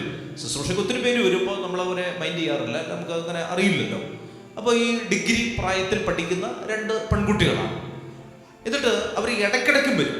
അപ്പോൾ ചില സമയത്ത് ധ്യാനകേന്ദ്രത്തിൽ ചെല്ലുമ്പോൾ ഞാൻ പലപ്പോഴും ഇവരെ കണ്ടിട്ടുണ്ട്. അപ്പോൾ ഞാൻ ഒരിക്കലും ഡാനിയൽ അച്ഛനോട് ചോദിച്ചു, അച്ഛാ, ഈ പെൺകുട്ടികൾ ഇവർ മിക്കവാറും ഒക്കെ വന്ന് നടന്ന് താഴേക്ക് വരുമ്പോൾ നമ്മൾ അങ്ങോട്ടൊക്കെ പോകുമ്പോൾ ഈ 2 പെൺകുട്ടികളും കൂടി ഇങ്ങനെ സ്പീഡിൽ നടന്ന് ഒരു ജപമാലയൊക്കെ കൈപ്പിടിച്ച് താഴോട്ട് വരുന്നത് കാണാം. ചിലപ്പോൾ ധ്യാനകേന്ദ്രത്തിലേക്ക് വരുന്നത് കാണാം. അപ്പോൾ അങ്ങോട്ടൊക്കെ പോകുമ്പോൾ ഞാൻ ഒരു ദിവസം ഞാനിങ്ങനെ ധ്യാനകേന്ദ്രത്തിലേക്ക് പോകുന്ന സമയത്ത് അപ്പോൾ ഡാനിയലച്ഛൻ പറഞ്ഞു, അച്ഛനും അറിയാൻ പാടില്ല എന്ന് പറഞ്ഞു. അവർ സ്ഥിരമായിട്ട് വരുന്ന അച്ഛനെ നോട്ട് ചെയ്തിട്ടുണ്ട്. അപ്പോൾ ആരാണെന്ന് അറിയാൻ പാടില്ല, 2 പെൺകുട്ടികളാണ്. അപ്പോൾ അവിടെയുള്ള വോളണ്ടിയേഴ്സ് ഒന്നും ചോദിക്കാറില്ല, പല ആളുകൾ വരുന്നതല്ലേ. പക്ഷെ ഇവർ സ്ഥിരമായിട്ട് വന്നു. അതുമല്ല, വന്ന വെറുതെ ഇരിക്കുകയല്ല, വന്നാൽ ഈ അൾത്താരയുടെ ഏറ്റവും മുമ്പിൽ ഈ പടിയുടെ അടുത്തേക്ക് വരും. ആ പടിയിലോട്ട് ബൈബിൾ വെച്ചിട്ട് അവിടെ മുട്ടിന്മേൽ നിന്ന് പ്രാർത്ഥിച്ച് അത് മണിക്കൂറുകൾ അങ്ങനെ നിൽക്കും. റിസപ്ഷനിൽ ഒരു ചേച്ചിയുണ്ട്. ആ ചേച്ചി പോയിട്ട് ഇവരെ ആഹാരം കഴിക്കാനായിട്ട് 2 മണിക്ക് വിളിക്കുമ്പോഴേ അവർ എഴുന്നേൽക്കുള്ളൂ, നിർബന്ധിച്ചാണ്. അപ്പോൾ ഈ ചേച്ചി, റിസപ്ഷനിൽ ഇരിക്കുന്ന ചേച്ചി കാണുന്നുണ്ട്, ഇവർ രാവിലെ 9 മണിക്ക് വന്നാണ്, വെള്ളം പോലും കുടിച്ചിട്ടില്ല. അവരിരുന്ന് പ്രാർത്ഥിക്കുകയാണ്, വളരെ ശക്തമായിട്ട് പ്രാർത്ഥിക്കുക. മനസ്സിലാവുന്നുണ്ട്? 2 പെൺകുട്ടികളാണ്. അപ്പോൾ എനിക്ക് ഒത്തിരി നമുക്കത് കാണുമ്പോൾ തന്നെ ആ വലിയ ആത്മാർത്ഥമായിട്ട് ഈ കൊച്ചുങ്ങൾ അൾത്താരയ്ക്ക് മുമ്പിൽ ഇരുന്ന് ഇങ്ങനെ കരഞ്ഞ് പ്രാർത്ഥിക്കുകയാണ്. അങ്ങനെ കരഞ്ഞ് ബൈബിളൊക്കെ ഉറക്കെ വായിച്ച്, ആ പകൽ സമയത്ത് ഒത്തിരി പേര് കാണില്ല, കുറച്ച് പേരൊക്കെ കാണുകയുള്ളൂ. അങ്ങനെ ഇരുന്ന് പ്രാർത്ഥിക്കുകയാണ്. ഉച്ചയ്ക്ക് ഒരു 3 മണി കഴിയുമ്പോഴത്തേക്ക് ഇവർ ഈ കുന്നിറങ്ങി പെട്ടെന്ന് ഇങ്ങനെ നടന്നു പോകുന്നത് കാണാം.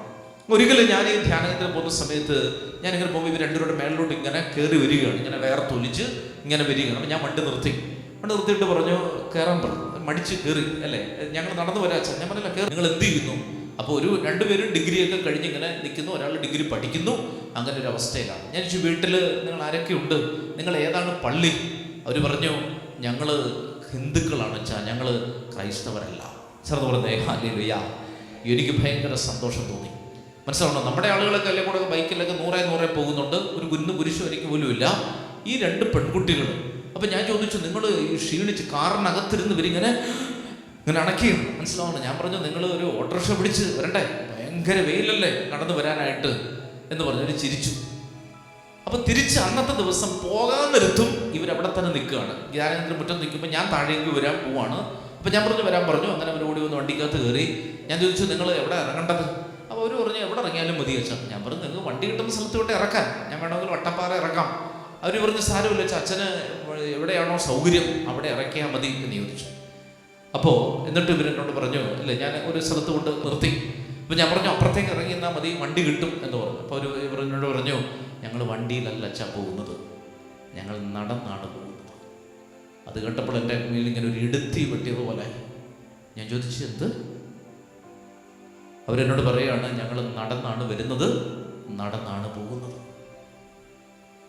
പദയാത്രയ്ക്ക് ഒരു പള്ളിയിൽ നിന്ന് അപ്പുറത്തെ പള്ളിയിലേക്ക് പോകുമ്പോൾ നമ്മൾ 4 കരിക്കാണ് കുടിക്കുന്നത്. മനസ്സിലാവുന്നുണ്ടോ? നമുക്ക് കാലുമുട്ട് വേദനയാണ്. എനിക്ക് ഭയങ്കര അത്ഭുതം തോന്നി. മാമോദീസ സ്വീകരിച്ചിട്ടില്ലാത്ത 2 പെൺകുട്ടികൾ ഒറ്റ കാര്യത്തിന് വേണ്ടിയാണ് വന്നത്.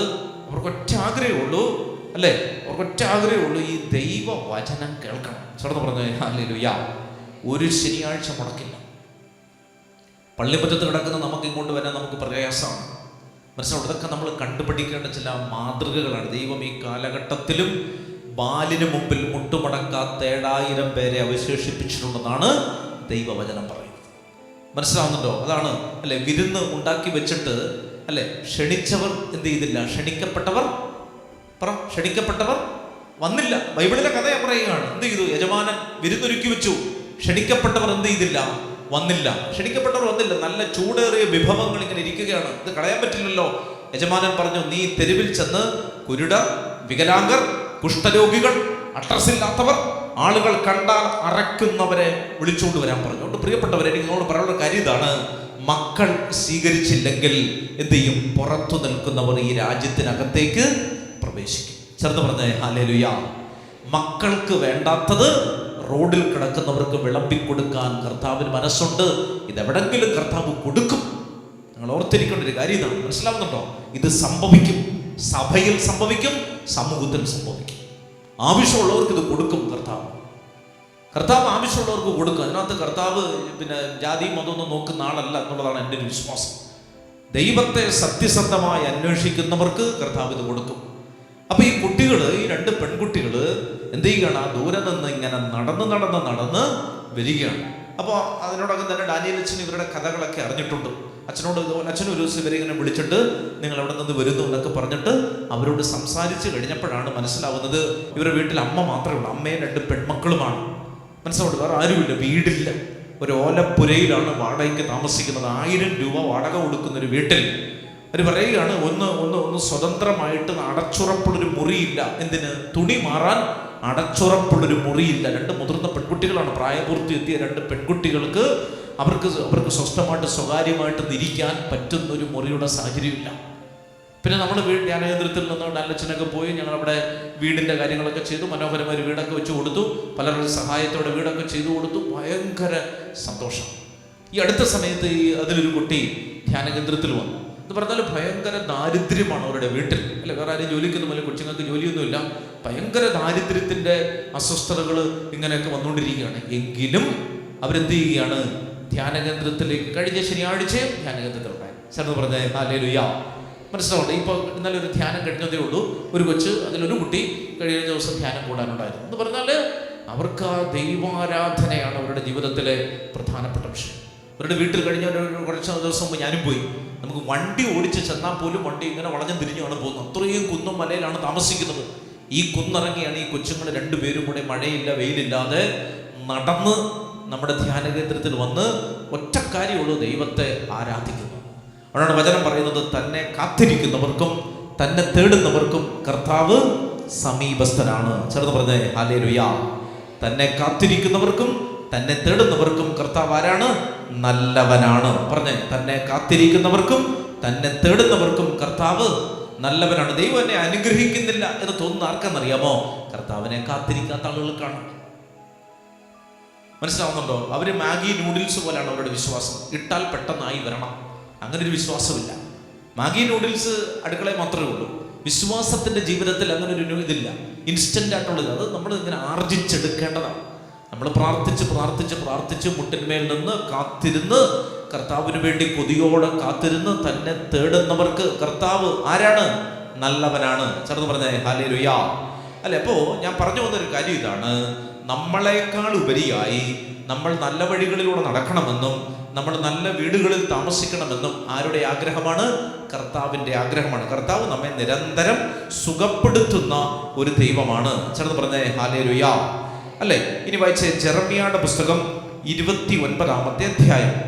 ജെറമ്യായുടെ പുസ്തകം 29, വിലാപങ്ങൾക്ക് തൊട്ടു മുൻപിലുള്ള പുസ്തകമാണ് ജെറമ്യ. പെട്ടെന്നെടുത്ത് ജെറമ്യ 29.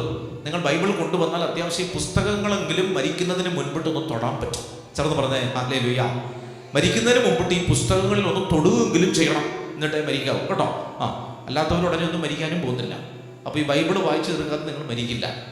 അപ്പോൾ ഇനി ആരും വായിക്കാൻ സാധ്യതയില്ല. ജെറമ്യ 29:11 വായിച്ചേ. ജെറമ്യ 29:11 വായിച്ചോ. കർത്താവ് ഉറക്കെ വായിച്ചേ, അറിയാവുന്ന വചനമാണ്. കർത്താവ് അരുളി ചെയ്യുന്നു, നിങ്ങളെക്കുറിച്ചുള്ള പദ്ധതി എൻ്റെ മനസ്സിലുണ്ട്, നിങ്ങളുടെ നാശത്തിനല്ല ക്ഷേമത്തിനുള്ള പദ്ധതിയാണ്, നിങ്ങൾക്ക് ശുഭമായ ഭാവിയും പ്രത്യാശയും നൽകുന്ന പദ്ധതി. ഒരിക്കൽ കൂടി വായിച്ചേ. കർത്താവ് അരുളി ചെയ്യുന്നു, നിങ്ങളെക്കുറിച്ചുള്ള പദ്ധതി എൻ്റെ മനസ്സിൽ ഉണ്ട്, നിങ്ങളുടെ നാശത്തിനല്ല ക്ഷേമത്തിനുള്ള പദ്ധതിയാണത്, നിങ്ങൾക്ക് ശുഭമായ ഭാവിയും പ്രത്യാശയും നൽകുന്ന പദ്ധതി. അപ്പോൾ നിങ്ങൾ എന്നെ വിളിച്ചപേക്ഷിക്കും, എൻ്റെ അടുക്കൽ വന്ന് പ്രാർത്ഥിക്കും, ഞാൻ നിങ്ങളുടെ പ്രാർത്ഥന. അതായത് വെറുതെ ഇരുന്നാൽ പോരാ, അല്ലെ? വെറുതെ ഇരുന്ന് ദൈവം അനുഗ്രഹിക്കുന്നില്ലല്ലോ എന്ന് പറഞ്ഞാൽ പോരാ. വചനം പറയുകയാണ്, നിങ്ങൾ എന്ത് ചെയ്യണം? നിങ്ങൾ എൻ്റെ അടുക്കൽ വന്ന് എന്നെ വിളിച്ചപേക്ഷിക്കണം, അല്ലെ? എന്നെ വിളിച്ചപേക്ഷിക്കണം, എൻ്റെ അടുക്കൽ വന്ന് നിങ്ങൾ പ്രാർത്ഥിക്കണം. അപ്പോൾ നിങ്ങളുടെ പ്രാർത്ഥന ഞാൻ ശ്രവിക്കും, നിങ്ങൾ എന്നെ അന്വേഷിക്കും, പൂർണ്ണ ഹൃദയത്തോടെ അന്വേഷിക്കുമ്പോൾ നിങ്ങൾ എന്നെ കണ്ടെത്തും, അല്ലെ? കർത്താവ് പറയുകയാണ്. അപ്പോൾ ദൈവത്തിന് വലിയ സ്നേഹമാണ് നമ്മളോട്. അപ്പോൾ നമ്മൾ നല്ല ജീവിതങ്ങൾ നയിക്കണമെന്ന് കർത്താവ് ആഗ്രഹിക്കുകയാണ്, അല്ലേ? നമ്മൾ നല്ല ജീവിതം നയിക്കണമെന്ന് ആരാഗ്രഹിക്കുന്നുണ്ട്? കർത്താവ് ആഗ്രഹിക്കുന്നുണ്ട്. ചേർന്ന് പറഞ്ഞേ ഹല്ലേലൂയ. നമ്മൾ നല്ല ജീവിതങ്ങളിലൂടെ കടന്നു പോകണമെന്ന് ദൈവം ആഗ്രഹിക്കുന്നുണ്ട്. നമ്മൾ നല്ല കുടുംബജീവിതം നയിക്കണമെന്ന് ദൈവം ആഗ്രഹിക്കുന്നുണ്ട്. നമ്മൾ നല്ല വിദ്യാഭ്യാസം നേടണമെന്ന് ദൈവം ആഗ്രഹിക്കുന്നുണ്ട്.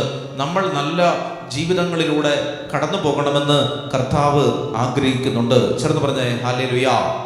പറഞ്ഞേ ഹല്ലേലൂയ. അപ്പൊ അതുകൊണ്ട് വചനം പറയുകയാണ്. ഇനി പുറപ്പാട് 15:26 എടുക്കാമോ? പുറപ്പാടിന്റെ പുസ്തകം 15-ാം അധ്യായം 26-ാം തിരുവചനം വായിച്ചേ. പുറപ്പാട് 15:26. പുറപ്പാടിന്റെ പുസ്തകം 15-ാം അധ്യായം 26-ാമത്തെ തിരുവചനം. പെട്ടെന്നെടുത്തെ. പുറപ്പാടിന്റെ പുസ്തകം ഉൽപ്പത്തി കഴിഞ്ഞിട്ട് പുറപ്പാട് പുസ്തകം 15-ാം അധ്യായം 26-ാമത്തെ തിരുവചനം. 26 അല്ലേ? വായിച്ചേ. 26 വായിച്ചേ. അവിടുന്ന് അവരെ പരീക്ഷിച്ചു, അവിടുന്ന് അരുളി ചെയ്തു, നീ നിന്റെ ദൈവമായ കർത്താവിൻ്റെ സ്വരം ശ്രദ്ധാപൂർവം ശ്രവിക്കുകയും അവിടുത്തെ ദൃഷ്ടിയിൽ ശരിയായത് പ്രവർത്തിക്കുകയും അവിടുത്തെ കൽപ്പനകൾ അനുസരിക്കുകയും ചട്ടങ്ങൾ പാലിക്കുകയും ചെയ്താൽ ഈജിപ്തുകാരുടെ മേൽ വരുത്തിയ മഹാമാരികളൊന്നും നിന്റെ മേൽ വരുത്തുകയില്ല, ഞാൻ നിന്നെ സുഖപ്പെടുത്തുന്ന ദൈവമാണ്, അല്ലെ? പുറപ്പാട് 15:26 എന്താണ് വചനം? ഞാൻ നിന്നെ സുഖപ്പെടുത്തുന്ന ദൈവമാണ്. പറഞ്ഞേ, ഞാൻ നിന്നെ സുഖപ്പെടുത്തുന്ന ദൈവമാണ്. എന്താണ് പുറപ്പാട് 15:26? ഞാൻ നിന്നെ സുഖപ്പെടുത്തുന്ന ദൈവം. പുറപ്പാട് 15:26 ഞാൻ നിന്നെ സുഖപ്പെടുത്തുന്ന ദൈവമാണ്, അല്ലെ? വെളിപാട് 10:9 എന്തായിരുന്നു? ആകയാൽ യേശു കർത്താവാണെന്ന് മറന്നു, അധരങ്ങൾ കൊണ്ട് അതുകൊണ്ട് ഇതൊക്കെ എഴുതിയെടുക്കണമെന്ന് പറയുന്നു അല്ലെ. യേശു കർത്താവാണെന്ന് അധരങ്ങൾ കൊണ്ട് ഏറ്റുപറയുകയും ദൈവം അവനെ മരിച്ചവരിൽ നിന്ന് ഉയർപ്പിച്ചു എന്ന് ഹൃദയത്തിൽ നീ വിശ്വസിക്കുകയും ചെയ്താൽ നീ രക്ഷ പ്രാപിക്കും. സങ്കീർത്തനം 115:12 എന്തായിരുന്നു വചനം? കർത്താവിന് നമ്മെക്കുറിച്ചൊരു വിചാരമുണ്ട്. ഉണ്ടോ? നമ്മൾ മറന്നു. സങ്കീർത്തനം 115:12 കർത്താവിന് നിന്നെക്കുറിച്ചൊരു വിചാരമുണ്ട്, അവിടുന്ന് നിന്നെ അനുഗ്രഹിക്കും. വിലാപങ്ങൾ 3:26 ഓരോ പ്രഭാതത്തിലും കർത്താവിൻ്റെ സ്നേഹം പുതിയതാണ് അല്ലേ. കുറേ വചനങ്ങൾ നമ്മൾ പറഞ്ഞു. ഈ വചനങ്ങളല്ലേ ഇതൊക്കെ ആവർത്തിക്കണം പ്രിയമുള്ളവരെ. അപ്പം ഞാൻ പറഞ്ഞത് എന്താണ്? കർത്താവ് നമ്മളെ എപ്പോഴും ഇങ്ങനെ സുഖപ്പെടുത്തുവാൻ ആഗ്രഹിക്കുന്ന ആളാണ്. നമ്മുടെ ജീവിതം മെച്ചപ്പെടണമെന്ന് നമ്മളെക്കാൾ ഉപരിയായിട്ട് ആരാഗ്രഹിക്കുന്നുണ്ട്? കർത്താവ് ആഗ്രഹിക്കുന്നുണ്ട്. നമ്മളിങ്ങനെ കുരിശിൽ ഒരു വലത്തെ കള്ളന്റെ ലേബലിൽ കിടന്നാൽ പോരാ. നീ ഇന്ന് എൻ്റെ കൂടെ പറുദീസായിലായിരിക്കും. പറുദീസായിൽ എത്തുമ്പോൾ പിന്നെ കള്ളനല്ല, പിന്നെ ആരാണ് അവൻ? മാലാഖയാണ്. ചേർത്ത് പറഞ്ഞേ ഹല്ലേലൂയ. അപ്പോൾ അവന്റെ സ്റ്റാറ്റസ് മാറി. കള്ളൻ എന്നുള്ള നിലയിൽ അവൻ ആരായി മാറി? മാലാഖയായി മാറി. കള്ളന് മാലാഖയുടെ ചിറക് കൊടുക്കുന്നവന്റെ പേരാണ് യേശു ക്രിസ്തു. ചേർത്ത് പറഞ്ഞേ ഹല്ലേലൂയ. പക്ഷെ ഒരു മുൻവിധികൾ കർത്താവിനില്ല. ഒറ്റ കാര്യം മാത്രമേ ഉള്ളൂ, നീ കർത്താവിനെ ഏറ്റുപറയണം. തന്നെ കാത്തിരിക്കുന്നവർക്ക് കർത്താവ് നല്ലവനാണ്. തന്നെ കാത്തിരിക്കുന്നവർക്കും തന്നെ തേടുന്നവർക്കും കർത്താവ് നല്ലവനാണ് അല്ലെ. നമ്മൾ മെച്ചപ്പെടണമെന്നും നമ്മൾ ഗതി പിടിക്കണമെന്നും നമ്മളെക്കാൾ കൂടുതൽ ആഗ്രഹിക്കുന്നത് ആരാണ്? കർത്താവാണ്. ചേർത്ത് പറഞ്ഞേ ഹല്ലേലൂയ. ഞാൻ പലപ്പോഴും ആലോചിച്ചിട്ടുണ്ട്, ദൈവമേ നമ്മളൊക്കെ ചിന്തിക്കുകയും നമ്മളൊക്കെ പ്രവർത്തിക്കുകയൊക്കെ ചെയ്തനുസരിച്ച് നമ്മൾ ഇവിടെ നിൽക്കേണ്ട ആളാണോ അല്ലേ?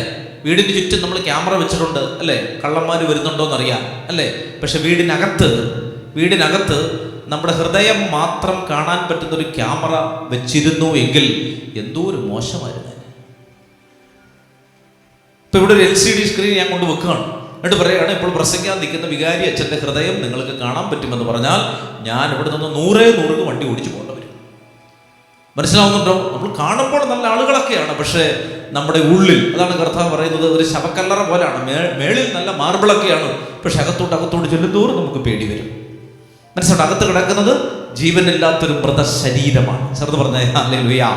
അപ്പോൾ നമ്മളിങ്ങനെ കിടക്കേണ്ടവരല്ല, നമ്മൾ പച്ച പിടിക്കണമെന്ന് നമ്മളെക്കാൾ കൂടുതൽ ആഗ്രഹിക്കുന്ന ആരാണ്? കർത്താവാണ്. കർത്താവിന് നിങ്ങൾക്ക് വീട് കിട്ടണമെന്ന് ആഗ്രഹമുണ്ട്. ചേർന്ന് പറഞ്ഞേ ഹല്ലേലൂയ. വീടില്ലാത്തവർ വിശ്വസിച്ചോണം. മനസ്സിലാവും? ഒരു വീടിന് വേണ്ടി ആഗ്രഹിക്കുന്നവർ പ്രാർത്ഥിക്കേണ്ട കാര്യം ഇതാണ്. നിങ്ങളെക്കാൾ കൂടുതൽ ആരാഗ്രഹിക്കുന്നുണ്ട്? കർത്താവ് ആഗ്രഹിക്കുന്നുണ്ട്. നിങ്ങൾക്ക് കുഞ്ഞുങ്ങൾ ഉണ്ടാക്കണമെന്ന് നിങ്ങളെക്കാൾ കൂടുതൽ ആരാഗ്രഹിക്കുന്നുണ്ട്? കർത്താവ് ആഗ്രഹിക്കുന്നുണ്ട്. മനസ്സിലാവുന്നുണ്ടോ? നല്ല പുരോഹിതന്മാർ ഉണ്ടാകണമെന്ന് എന്നേക്കാൾ കൂടുതലായി ആരാഗ്രഹിക്കുന്നുണ്ട്? ഞാനൊരു നല്ലവനായി തീരണമെന്ന് എന്നേക്കാൾ എൻ്റെ അപ്പനേക്കാളും ആരാഗ്രഹിക്കുന്നുണ്ട്? കർത്താവ് ആഗ്രഹിക്കുന്നുണ്ട്. മനസ്സിലാവുന്നുണ്ടോ? ദൈവവചനം ഇല്ലേ? ജെറമിയായുടെ പുസ്തകം, നേരത്തെ എടുത്ത പുസ്തകമാണ് ജെറമിയ 29. നേരത്തെ എടുത്ത പുസ്തകം അതേ അധ്യായം, ജെറമിയ 29 എടുക്കാമോ? ജെറമിയ 29 അതിൽ 11ാമത്തെ വചനമാണ് നമ്മൾ വായിച്ചത്. എന്തായിരുന്നു വചനം? കർത്താവ് അരുളി ചെയ്യുന്നു, നിന്നെ കുറിച്ചുള്ളൊരു പദ്ധതി എൻ്റെ മനസ്സിലുണ്ട്, നിന്റെ നാശത്തിന് വേണ്ടിയിട്ടുള്ളതല്ല, മറിച്ച് നിന്റെ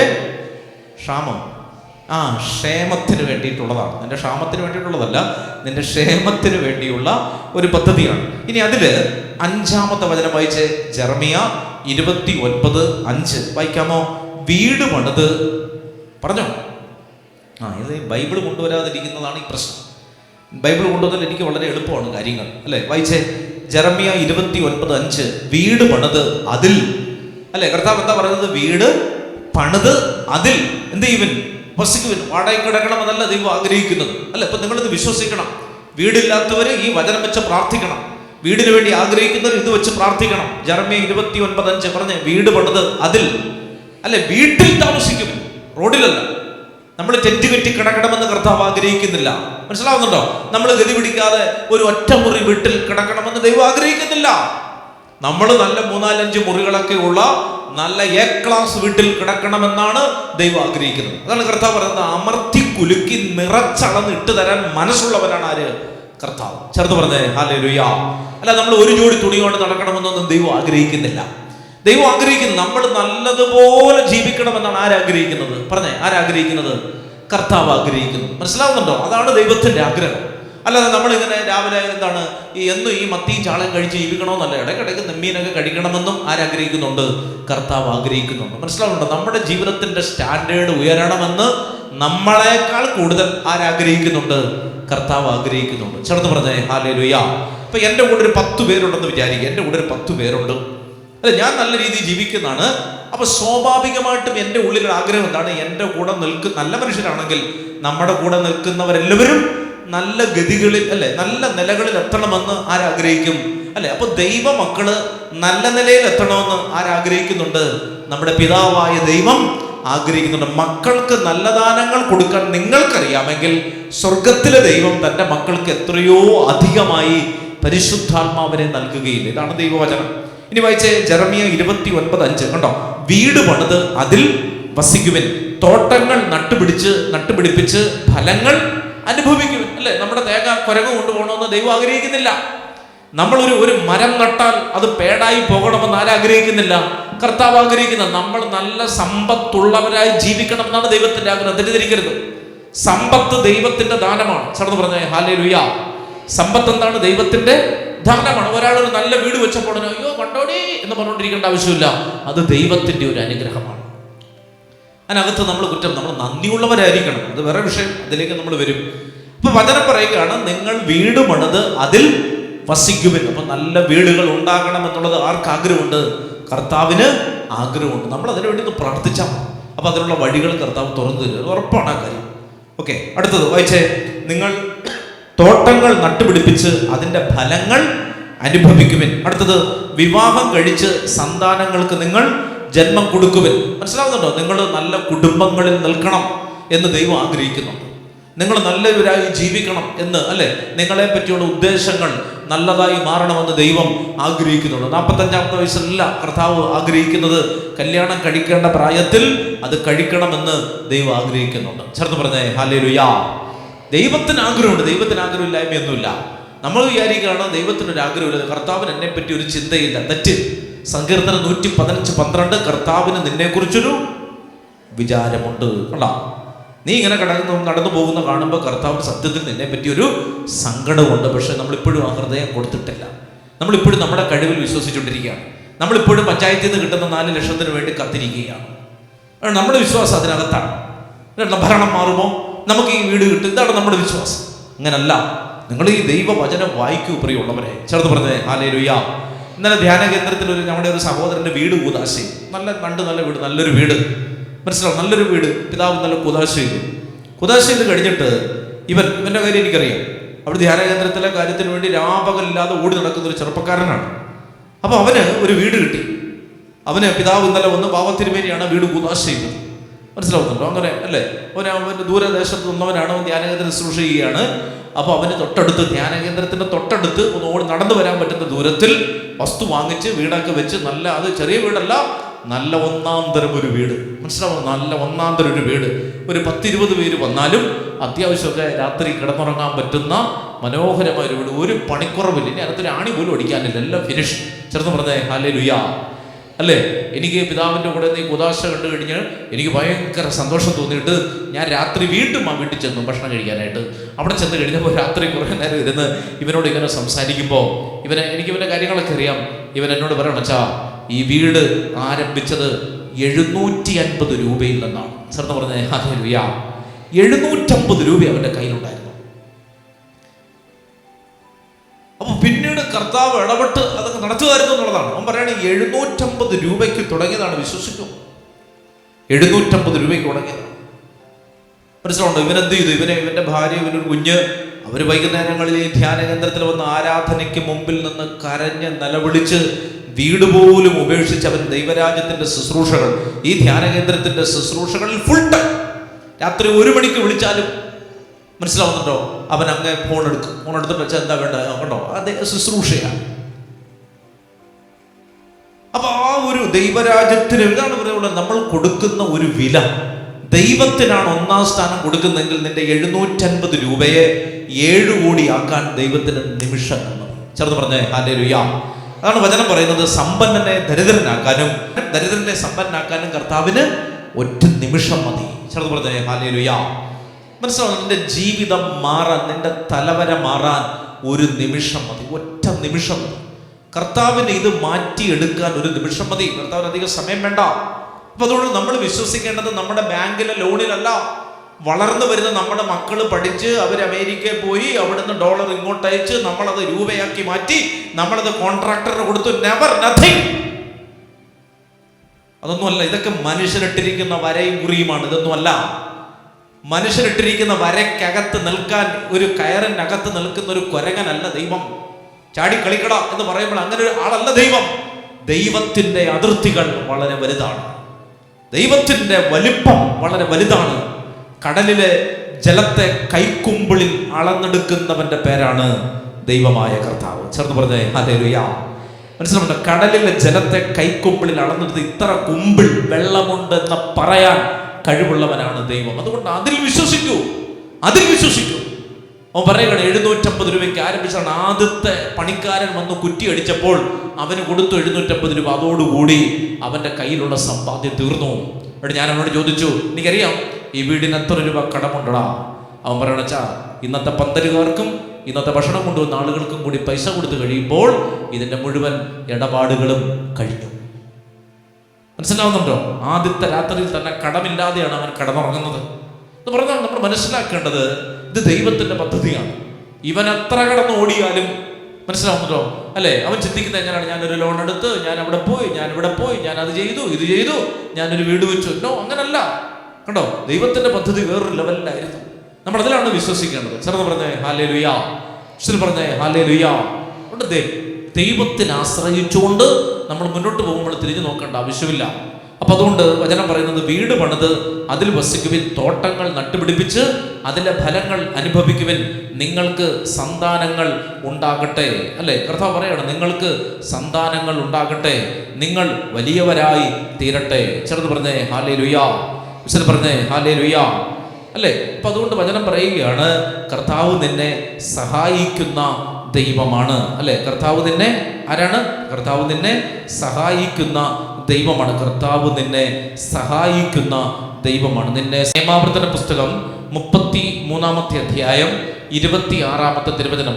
നിയമാവർത്തനം 33:26 വായിക്കാമോ?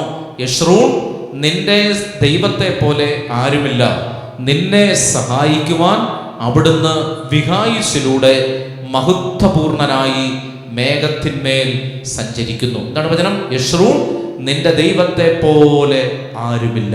കണ്ട, നമ്മുടെ ദൈവത്തെ പോലെ വേറൊരു ദൈവമില്ല. അതാണ്. ഇനി നിയമാവർത്തനം, അവിടെ അടയാളം ഒന്ന് വെച്ചിരിക്കണം, അല്ലെങ്കിൽ നമ്മൾ തിരിച്ചു വരും. നിയമാവർത്തനം 4:7 ഒന്ന് വായിച്ചേ. നിയമാവർത്തന പുസ്തകം 4-ാം അധ്യായം 7-ാം തിരുവചനം. നിയമാവർത്തനം 4:7 വായിച്ചേ. നാം വിളിച്ചപേക്ഷിക്കുമ്പോഴൊക്കെ നമ്മുടെ ദൈവമായ കർത്താവ് നമുക്ക് സമീപസ്ഥനായിരിക്കുന്നത് പോലെ ദൈവം ഇത്ര അടുത്തുള്ള വേറെ ഏത് ശ്രേഷ്ഠ ജനതയാണ് ഉള്ളത്? കണ്ടോ? എന്താണ് വചനം പറഞ്ഞേ? നാം വിളിച്ചപേക്ഷിക്കുമ്പോഴെല്ലാം നമ്മുടെ ദൈവമായ കർത്താവ് നമുക്ക് സമീപസ്ഥനായിരിക്കുന്നത് പോലെ ദൈവം ഇത്ര അടുത്തുള്ള, കണ്ടോ, ദൈവം ഇത്ര ചേർന്ന് നിൽക്കുന്ന വേറെ ഏത് ജനതയാണ് ഉള്ളത്? വേറെ ആരാണ് ഇങ്ങനെയൊക്കെ ഉള്ളത്? നീ ഒന്ന് വിളിക്കുമ്പോൾ നിന്റെ അടുത്തേക്ക് വരുന്നൊരു ദൈവം, നിന്റെ വീട്ടിലെ വീഞ്ഞ് കുറഞ്ഞു പോകുമ്പോൾ അതിനെ പരിഹരിക്കുന്നൊരു ദൈവം. അപ്പോൾ അതുകൊണ്ട് പ്രിയമുള്ളവരെ, വചനം പറയുകയാണ്, നീ വിളിച്ചപേക്ഷിക്കുമ്പോഴെല്ലാം നിന്റെ ദൈവമായ കർത്താവ് നിനക്ക് സമീപസ്ഥനായിരിക്കുന്നത് പോലെ ദൈവം ഇത്ര അടുത്തുള്ള വേറെ ഏത് ജനതയാണ് ഉള്ളത്? ഇനി നിയമാവർത്തനം 33 വന്ന നിയമാവർത്തനം 33:26. യശ്രൂൺ, യശ്രൂൺ എന്ന് പറഞ്ഞാൽ ഇസ്രായേൽ എന്നുള്ള അർത്ഥത്തിലാണ്. യശ്രൂൺ, നിന്റെ ദൈവത്തെ പോലെ ആരുമില്ല, നിന്നെ സഹായിക്കുവാൻ അവിടുന്ന് വിഹായുസിലൂടെ മഹത്വപൂർണനായി മേഘത്തിന്മേൽ സഞ്ചരിക്കുന്നു. ചേർത്ത് പറഞ്ഞേ ഹല്ലേലൂയ. അപ്പോൾ ദൈവം എങ്ങനെ സഞ്ചരിക്കുന്നു? മേഘത്തിന്മേൽ സഞ്ചരിക്കുകയാണ്. മേഘത്തിൻ്റെ മേൽ സഞ്ചരിക്കുകയാണ്. മേഘത്തിലൂടെ സഞ്ചരിക്കുകയാണ്. മേഘത്തിലൂടെ സഞ്ചരിക്കുകയാണ്. അപ്പോൾ നമ്മളിത് ശരിക്കും പറഞ്ഞാൽ ഇതൊക്കെ ഒന്ന് എക്സ്പീരിയൻസ് ചെയ്താലുണ്ടല്ലോ, നമ്മൾ ശരിക്കും കരഞ്ഞു പോകും. അതായത് തിരുവനന്തപുരത്ത് ഞാൻ നിൽക്കുമ്പോൾ എന്നെ സഹായിക്കുന്ന ദൈവം, ഞാനിപ്പോൾ ബാംഗ്ലൂരിൽ ചെന്ന് കഴിഞ്ഞാൽ കർത്താവ് എന്ത് ചെയ്യുന്നു? മേഘത്തേരിൽ അവിടെ വരും. ഇതാണ് വചനം പറയുന്നത്, മേഘത്തിന്മേൽ അവിടുന്ന് സഞ്ചരിക്കുന്നു. നമ്മൾ ഫ്ലൈറ്റ് കയറി അമേരിക്ക ചെന്നാൽ എന്നെ സഹായിക്കാൻ അമേരിക്കയിൽ എൻ്റെ ദൈവം വരുന്നു. ചേർത്ത് പറഞ്ഞേ ഹല്ലേലൂയ.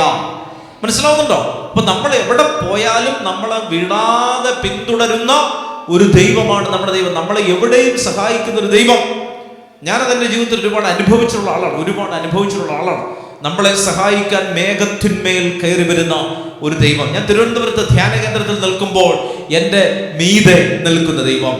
ഞാൻ ഈ കാവടിത്തല പള്ളിയിൽ നിൽക്കുന്ന അൾത്താരയ്ക്ക് മുമ്പിൽ നിൽക്കുമ്പോൾ എൻ്റെ തലയ്ക്ക് മീതെ നിൽക്കുന്ന ദൈവം. നാളെ ഞാൻ ഫ്ലൈറ്റ് കയറി ഏതെങ്കിലും ഒരു സ്ഥലത്തേക്ക് പോയാൽ ആ സ്ഥലത്തിൽ എൻ്റെ കൂടെ വരുന്ന എൻ്റെ ദൈവം. ചേർത്ത് പറഞ്ഞേ ഹല്ലേലൂയ. മേഘത്തിന്മേൽ നമ്മുടെ കൂടെ വരുന്ന സർവശക്തനായ ദൈവം. ചേർത്ത് പറഞ്ഞേ ഹല്ലേലൂയ. നമ്മളെ സഹായിക്കുന്ന ഒരു ദൈവം നമ്മൾ വിശ്വസിക്കണം. നമ്മളത് വിശ്വസിക്കണം. നമ്മളെ സഹായിക്കുന്ന ഒരു ദൈവം, നമ്മൾ വിളിച്ചപേക്ഷിക്കുമ്പോൾ നമ്മുടെ തൊട്ടടുത്ത് നിൽക്കുന്ന ഒരു ദൈവം. ഇതുപോലൊരു ദൈവം വേറെയില്ല. അതാണ്, ഇതുപോലൊരു ദൈവം വേറെയില്ല. നമുക്ക് തോന്നും വേറെ ആരെങ്കിലും ഉണ്ടെന്ന്. വേറെ ആരുമില്ല പ്രിയമുള്ളവർ നമ്മളെ സഹായിക്കാനായിട്ട്. മേഘത്തേരിന്മേലേറി നമ്മുടെ അടുത്തേക്ക് വരുന്ന ഒരു ദൈവം. ഞാൻ ഈ കഴിഞ്ഞ പ്രാവശ്യം എവിടെയാണ് റോമിൽ പോയി കഴിഞ്ഞപ്പോൾ എനിക്കിതുപോലൊരു വലിയൊരു പ്രതിസന്ധി ഉണ്ടായി. വലിയൊരു പ്രതിസന്ധി. അതായത് ഞാൻ എൻ്റെ ഒരു അറിവില്ലായ്മ ഉണ്ട്. അറിവില്ലായ്മയാണല്ലോ പ്രശ്നം. അറിവില്ലായ്മ ഉണ്ട്. എൻ്റെ ടിക്കറ്റ് ഞാനൊന്ന് ചേഞ്ച് ചെയ്തിട്ട് ഞാൻ തിരിച്ചു വരുമ്പോൾ ബഹ്റിൻ വഴി തിരുവനന്തപുരം അങ്ങനെയാണ്. അപ്പോൾ ഞാൻ വിചാരിച്ചു ദുബായ് വഴി ഒന്ന് വരാം. ദുബായിൽ ഇറങ്ങേണ്ട ഒരു ആവശ്യം ഉണ്ടായിരുന്നു. അപ്പോൾ അവിടെ നിന്ന് ഇറങ്ങിയിട്ട് വരാം എന്ന് വിചാരിച്ച് ഞാനൊരു ടിക്കറ്റ് ചേഞ്ച് ചെയ്തു. ടിക്കറ്റ് ചേഞ്ച് ചെയ്ത് എല്ലാം കഴിഞ്ഞ് കഴിഞ്ഞപ്പോഴാണ് എനിക്ക് മനസ്സിലായത് വിസയ്ക്കൊരു പ്രശ്നമാണ്. അപ്പോൾ ഞാൻ ഓൾറെഡി ബഹ്റിൻ വഴി തിരുവനന്തപുരം എടുത്തിരിക്കുന്നതുകൊണ്ട് എനിക്ക് ആ ടിക്കറ്റ് പൂർണ്ണമായിട്ട് ക്യാൻസൽ ചെയ്യാൻ പറ്റില്ല. അപ്പോൾ ഞാനതിൻ്റെ ഡേറ്റുകളൊക്കെ അങ്ങോട്ടും ഇങ്ങോട്ടൊക്കെ ഒന്ന് മാറ്റി അഡ്ജസ്റ്റ് ചെയ്തു. അപ്പോൾ ഞാൻ ഇങ്ങനെ പോകും. അപ്പോൾ ഈ വരുന്നതിന് 2 ദിവസം മുൻപ് എൻ്റെ കൂടെയുള്ള ബ്രദർ എന്നോട് ചോദിക്കുകയാണ്, അച്ഛൻ ബഹ്റിനിൽ ഇറങ്ങിയിട്ട് അടുത്ത ഫ്ലൈറ്റിൽ ദുബായിലേക്ക് കയറുകയാണ്. അപ്പം ഞാൻ ദുബായിലേക്കുള്ള ടിക്കറ്റ് എടുത്തു. ദുബായിൽ നിന്ന് തിരുവനന്തപുരം എടുത്തു. ടിക്കറ്റ് എല്ലാം എടുത്തിരിക്കുകയാണ്. അപ്പം ഞാനിങ്ങനെ ചിന്തിക്കുകയാണ്, ബഹ്റിനിൽ നിന്ന് എനിക്ക് ഇറങ്ങണമെങ്കിൽ എനിക്ക് ബഹ്റിൻ വിസ വേണം, അല്ലെങ്കിൽ എനിക്ക് പുറത്തിറങ്ങാൻ പറ്റില്ല. എൻ്റെ പെട്ടി എടുക്കാൻ പറ്റില്ല. അത് വേറെ എവിടെയെങ്കിലും പോകും. ഞാൻ വരുന്നതിന് 4-5 ദിവസം മുമ്പേ പെട്ടി തിരുവനന്തപുരത്ത് വരും. പിന്നെ ഭയങ്കര മെനക്കേടാണ്. അപ്പോൾ ഇതെങ്ങനെ കിട്ടും? വരുന്നതിന് 2 ദിവസം മുമ്പ്. അപ്പം ഞാൻ നെറ്റിൽ നോക്കിയ സമയത്ത് ബഹ്റിൻ വിസ കിട്ടണമെങ്കിൽ അതിന് കുറഞ്ഞത് ഇത്ര സമയം വേണം, ഇത്ര സമയം ആവശ്യം. മാത്രമല്ല ഞാനിത് അപ്ലൈ ചെയ്യുന്നത് ഒരു വ്യാഴാഴ്ചയാണ് ഞാനിത് അറിയുന്നത്. വെള്ളിയാഴ്ച അവധിയാണ് അവിടേക്ക്. മുസ്ലിം രാജ്യങ്ങളാണ്.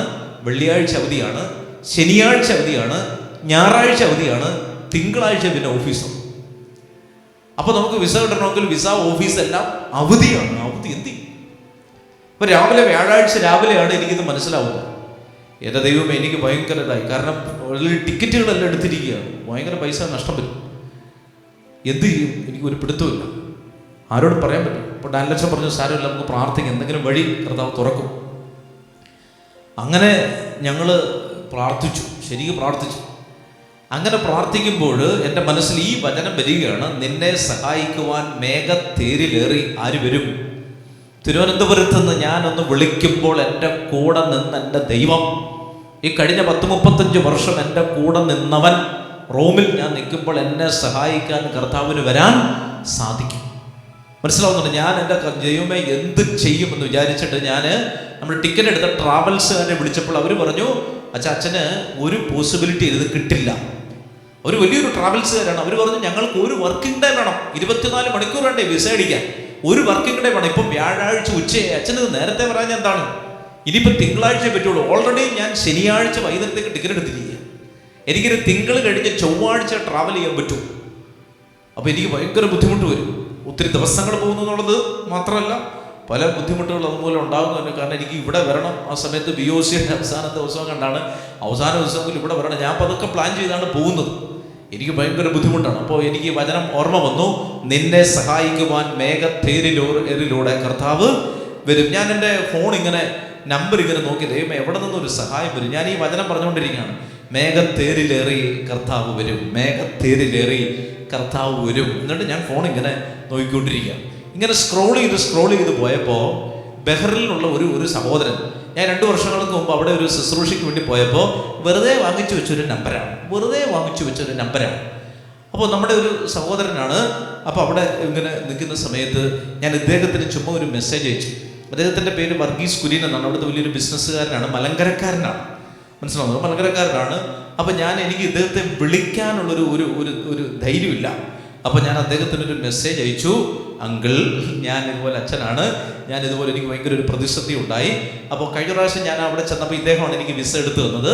അപ്പോൾ പെട്ടെന്ന് ഈ നമ്പർ കണ്ടിട്ട് ഞാൻ അദ്ദേഹത്തിന് ഒരു വാട്സപ്പിൽ ഒരു മെസ്സേജ് അയച്ചു. ഏതാനും നിമിഷങ്ങൾക്കുള്ളിൽ എനിക്ക് തിരിച്ചൊരു മെസ്സേജ് വന്നു, ഡോണ്ട് വറി അച്ഛാ. ഞാൻ പറഞ്ഞു എങ്ങനെ വറിയാവാതിരിക്കും, കാരണം എൻ്റെ യാത്ര ഇവിടെ ഇരിക്കുകയാണ്. മനസ്സിലുണ്ട്, എൻ്റെ യാത്ര ഇങ്ങനെ നിൽക്കുകയാണ്. എനിക്കാണെങ്കിൽ ഭയങ്കര ടെൻഷൻ കയറിയിട്ട് പാടില്ല അല്ലേ. നമുക്ക് ഇവിടെ തിരുവനന്തപുരത്ത് അല്ലെങ്കിൽ പിന്നെ ഈ ഭാരതത്തിൽ എവിടെയെങ്കിലും ഏതെങ്കിലും ട്രെയിനിന് കയറിയെങ്കിലും നാട്ടിലോട്ട് വരും. എനിക്കാണെങ്കിൽ ഭയങ്കര നാട്ടിലെത്തിക്കൊള്ളാൻ വയ്യ. ചെറുത് പറഞ്ഞേ ഹല്ലേലൂയ. ഓൾറെഡി നമ്മൾ നാട്ടിലെത്തുന്ന ഒരു ഡേറ്റ് മനസ്സിലുണ്ട്. ഇനി ഒരു 2 ദിവസം കൂടി, ഇനി എത്ര നല്ല സ്ഥലമാണെന്ന് പറഞ്ഞാൽ അവിടെ നിൽക്കാൻ എന്നെ കൊണ്ട് പറ്റില്ല. കാര്യം കഴിയുന്നു, അന്നേരം തിരിച്ചു വരുന്നു. അവിടെ സ്ഥലം കാണാൻ പോകുമ്പോൾ എനിക്ക് താല്പര്യമുള്ള ഒരാളല്ല. അപ്പോൾ എത്രയും പെട്ടെന്ന് നാട്ടിൽ വന്ന് നാട്ടിൽ ഇങ്ങനെ കറങ്ങി നടക്കുക എന്നുള്ളതാണ് എൻ്റെ ഒരു ആഗ്രഹം. മാത്രമല്ല ഞാനിവിടെ വരുന്ന കാര്യം എൻ്റെ മനസ്സിൽ ഓൾറെഡി സെറ്റായി കിടക്കുകയാണ്. ഇനി 2 ദിവസം കൂടി അവിടെ നിൽക്കുക എന്ന് പറഞ്ഞാൽ, അപ്പോൾ അവിടുത്തെ പിതാവ് എന്നോട് പറഞ്ഞു, അച്ഛൻ 2 ദിവസം കൂടെ നിൽക്കുക, നമുക്ക് വേറൊരു പള്ളിയിലൂടെ കുഞ്ഞൊരു ധ്യാനം വെക്കാം. ഞാൻ പറഞ്ഞു നോ അങ്ങനെ ധ്യാനമൊന്നും വെക്കാൻ പറ്റും. അപ്പോൾ എനിക്ക് പോയേ പറ്റും. എനിക്കിത് വല്ലാത്തൊരു അസ്വസ്ഥതയാണ്. അപ്പോൾ ഞാൻ ഈ മനുഷ്യനെ മെസ്സേജ് അയച്ചു, ഡോണ്ട് വറി. അപ്പോൾ എന്നോട് പറഞ്ഞു പാസ്പോർട്ടിൻ്റെ കോപ്പി അയച്ചു തരാൻ പറഞ്ഞു. ഞാൻ വാട്സപ്പിൽ പാസ്പോർട്ടിൻ്റെ കോപ്പി അയച്ചു കൊടുത്തു. അപ്പോൾ എല്ലാ സമയത്തും ഭക്ഷണം കഴിച്ചുകൊണ്ടിരിക്കുമ്പോഴും ഞാൻ ഒരു മെസ്സേജ് വരുന്നുണ്ടോ എന്ന് നോക്കുന്നുണ്ട്. കാരണം എന്താണ്, വാട്സപ്പ് മെസ്സേജാണ്. ഒന്നും വരുന്നില്ല.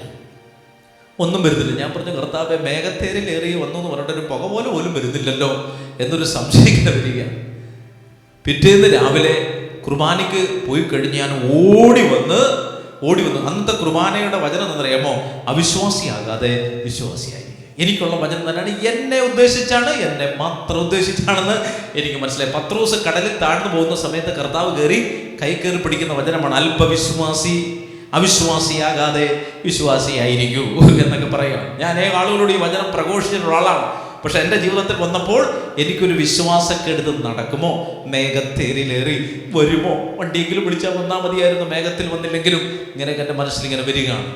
കുർബാന കഴിഞ്ഞ് ഞാൻ വന്നു കഴിഞ്ഞപ്പോഴത്തേക്ക് എനിക്ക് 15 ദിവസത്തേക്ക് അവിടുന്ന് വിസ കിട്ടി. മനസ്സിലാവുന്നുണ്ടോ? വാട്സപ്പിലൂടെ അയച്ചു. വാട്സപ്പിൽ എനിക്ക് വിസ അയച്ചു തന്നു. എനിക്ക് എത്ര നേരമാണ് ആ വിസ വേണ്ടെന്നറിയാമോ? വെറും 10 മിനിറ്റ് നേരത്തെ ആവശ്യമേ ഉള്ളൂ എനിക്ക് ബഹ്റൈനിൽ. ഞാൻ അവിടെ നിന്ന് ഇറങ്ങി അവിടെ പോയി പെട്ടി വാങ്ങിക്കുന്നു, അടുത്ത കൗണ്ടറിൽ കൊടുക്കുന്നു, അപ്പുറത്തേക്കുള്ള ഫ്ലൈറ്റ് കയറുന്നു. അത്രയും മതി.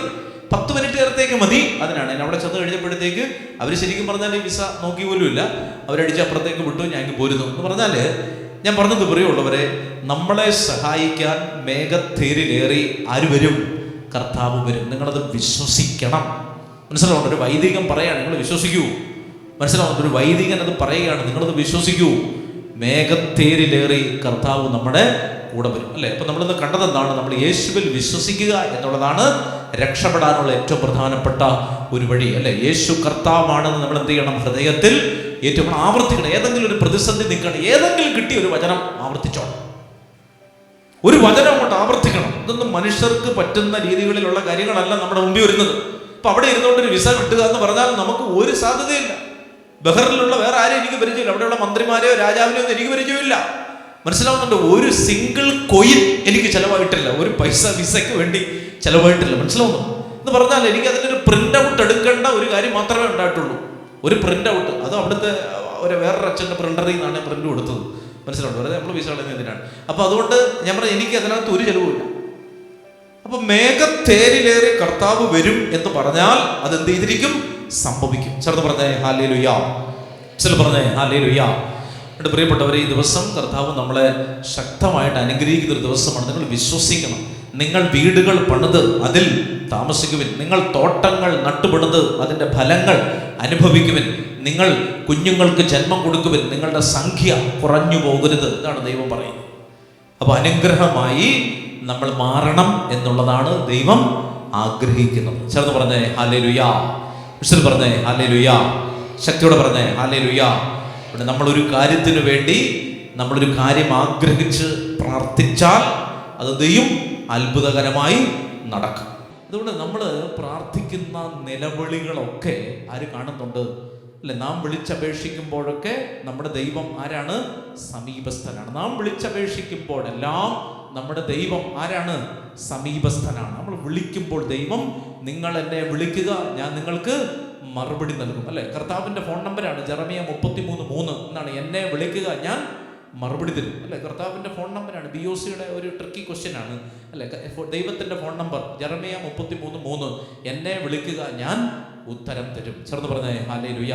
നമ്മൾ കർത്താവിനെ ഒഴിച്ച് പല ആളുകളെയും വിളിക്കും, അതെല്ലാം വലിയ ഗുരുക്കായി മാറുകയും ചെയ്യും. അതുകൊണ്ട് കർത്താവിനെ വിളിക്കാനായിട്ട് നമ്മൾ തീരുമാനിക്കണം. ചേർന്ന് പറഞ്ഞേ ഹല്ലേലൂയ.